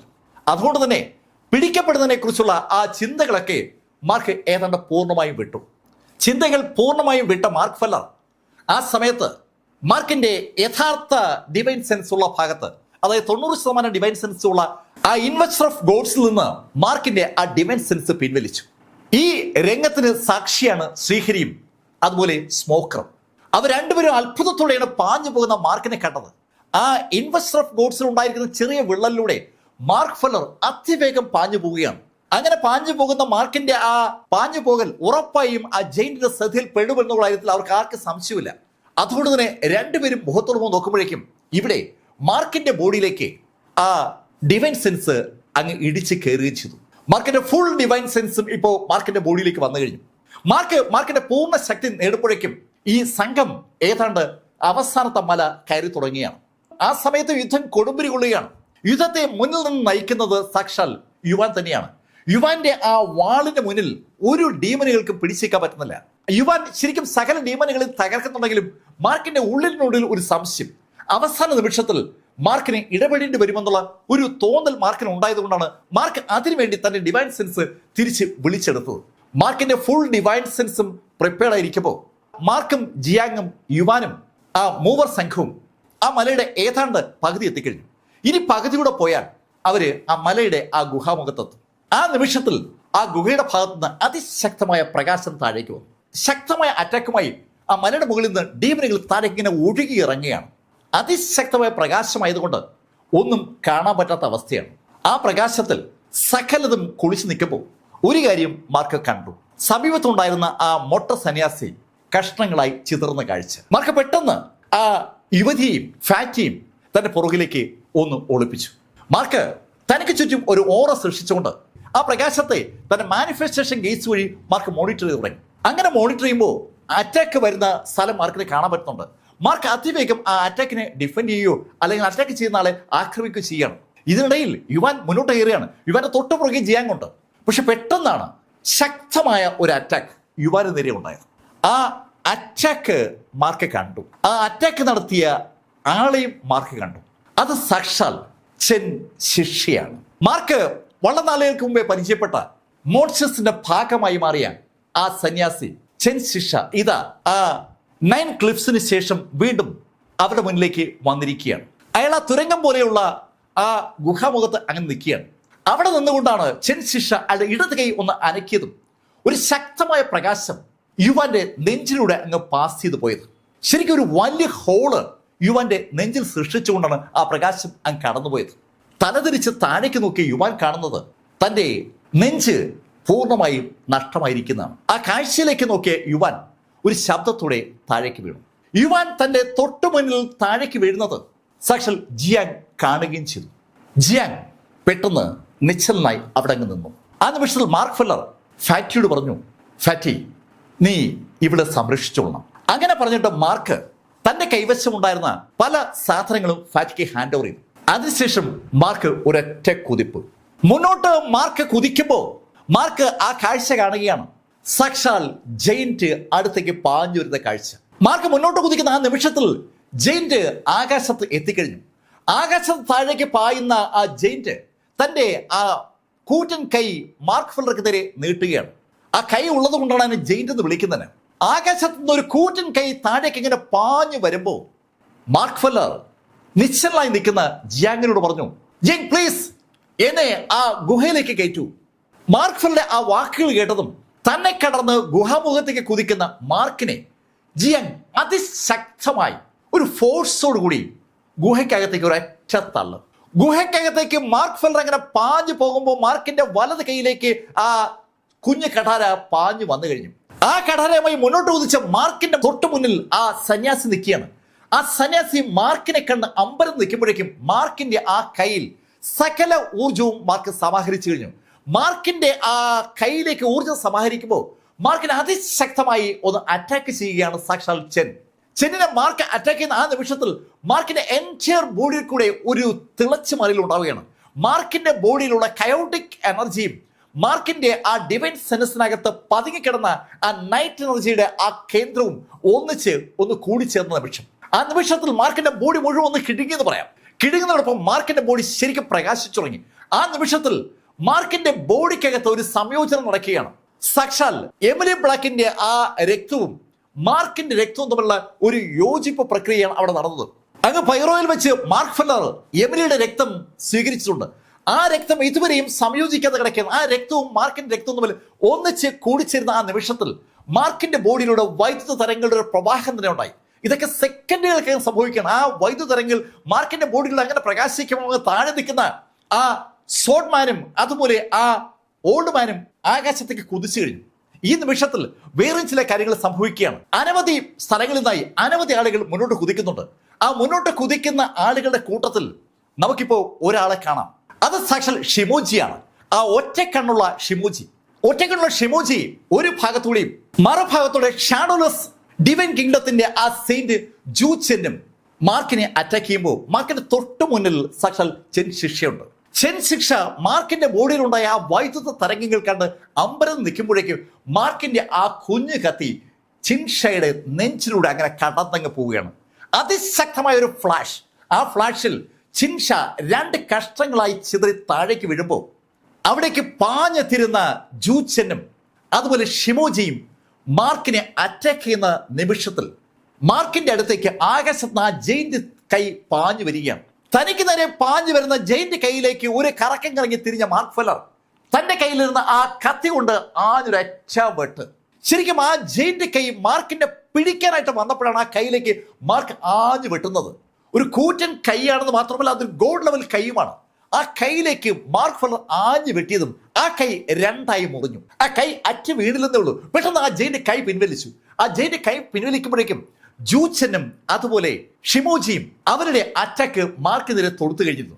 അവർ രണ്ടുപേരുടെ അതിശക്തമായ പവർഫുള്ളായ പഞ്ചുകൾ മാർക്കിനെതിരെ പാഞ്ഞു വരുമ്പോൾ ആ പവർഫുള്ളായ പഞ്ചിനെ തടുത്തുകൊണ്ട് ഒരു സോഡ് ലൈറ്റ് അവർക്കിടയിലേക്ക് കടന്നു വന്നു. ഇതുവരെ മാറി നിന്ന ആ സോഡ്മാനും ആ ഓൾഡ് മാനും ഒരേ നിമിഷത്തിൽ അറ്റാക്ക് ചെയ്യുകയാണ്. രണ്ടുപേരും സെയിന്റ് ലെവൽ കപ്പാസിറ്റി ഉള്ള അതിശക്തരായ യോദ്ധാക്കൾ. 2 സെന്റുകൾ മാർക്കിനെ സപ്പോർട്ട് ചെയ്തുകൊണ്ട് ആകാശത്ത് വരുമ്പോൾ ഇതിനിടയിൽ തൊട്ടു മുന്നിലുണ്ടായിരുന്ന ജിയാങ് വെറും കഷ്ണങ്ങളായി ചിതറി വീഴുകയും ചെയ്തു. ജിയാങ് കഷ്ണങ്ങളായി ചിതറി വീഴുമ്പോൾ ഉണ്ടായ പ്രകാശത്തിനിടയിൽ നമുക്ക് ഫാറ്റി മിസ്സാവുകയാണ്. ഫാറ്റിയും ആ പെണ്ണും അവിടെയില്ല. ഈ നിമിഷത്തിൽ ആ സോഡ്മാനും അതുപോലെ ആ ഓൾഡ് മാനും ശക്തമായ അറ്റാക്കുമായി ജീച്ചനെയും അതുപോലെ ഷിമോജിയും നേരിടുകയാണ്. ഈ സമയത്ത് മറ്റൊരാൾ കൂടി അവിടെ രംഗത്തെത്തി. സാക്ഷാൽ ഷിതിഗർഭയും മാർക്കിന്റെ കയ്യിലുള്ള ആ സ്ക്രിപ്ചർ ലക്ഷ്യമിട്ടാണ് പാഞ്ഞു വരുന്നത്. മുകളിൽ നിന്ന് താഴേക്ക് ഷിതിഗർഭ പാഞ്ഞു വരുമ്പോഴേക്കും മാർക്കിന്റെ ബോഡിക്ക് ചുറ്റുള്ള പ്രകാശം ശരിക്കും ആയിരക്കണക്കിന് സൂര്യന്മാർ ജ്വലിക്കും പോലെ നിന്ന് ജ്വലിക്കുകയാണ്. ശരിക്കും മാർക്കിന്റെ ഊർജം വൻതോതിലേക്ക് വളർന്നിരിക്കുകയാണ്. മാർക്ക് ഇതാ പീക്ക് ലെവലിലേക്ക് കടന്നിരിക്കുന്നു. പീക്ക് ലെവലിലെ 10ാമത്തെ ലെവലിലേക്കല്ല മാർക്ക് കടന്നിരിക്കുന്ന. മാർക്ക് 9ൽ നിന്ന് നേരെ ചാടിയിരിക്കുന്ന 15th ലെവലിലേക്കാണ്. ഒരു 15th ലെവലുകാരനെ കാണുന്ന അതേ കപ്പാസിറ്റിയിൽ മാർക്കിന്റെ ബോഡി അങ്ങനെ ജ്വലിക്കുമ്പോൾ മാർക്കിന്റെ അതിശക്തമായ പഞ്ച് ഷിതിഗർഭയുടെ ആ പാഞ്ഞു വരുന്ന പഞ്ച് നേരെ തൊടുക്കപ്പെടുകയാണ്. ഒരു ഭാഗത്ത് ഷിതിഗർഭയെ മാർക്ക് വലത്തേക്ക് കൊണ്ട് ഇടിച്ചപ്പോൾ ഇടത് കൈയിലേക്ക് കത്തി മാറ്റി പിടിച്ച മാർക്ക് തനിക്കെതിരെ പാഞ്ഞു വരുന്ന ആ ജെയിന്റ് കയ്യിൽ ഒരിക്കൽ കൂടി ആഞ്ഞു വെട്ടി. ഇതേ സമയത്ത് ആ ഒറ്റക്കണ്ണനെയും അതുപോലെ ജീച്ചനെയും ആ ഓൾഡ് മാനും അതുപോലെ സോൾഡ് ഒരുമിച്ച് നേടുകയാണ്. ശരിക്കും എന്താണ് സംഭവിക്കുന്നതെന്ന് ഒരു പിടുത്തമില്ലാത്ത ശൈലിയിൽ വൻതോതിലുള്ള സ്ഫോടനങ്ങൾ അവിടെ ഉണ്ടാകുന്നത്. ശരിക്കും പ്രകാശം ചിതറുമ്പോൾ ഒരുപാട് ദൂരേക്കുള്ള ആളുകൾ പലരും ആ ഭാഗത്തേക്ക് നോക്കി പോവുകയാണ്. ഒരു പുതിയ അവതാരം ഇതാ ഉണ്ടായിരിക്കുന്നു.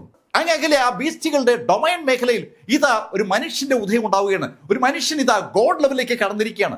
പലതരത്തിലുള്ള അഭിപ്രായങ്ങൾ, പലതരത്തിലുള്ള ചിന്തകൾ, പലതരത്തിലുള്ള വിചാരങ്ങളൊക്കെ അങ്ങനെ കടക്കുമ്പോൾ പ്രകാശം അങ്ങനെ കുളിച്ചു നിൽക്കുകയാണ്.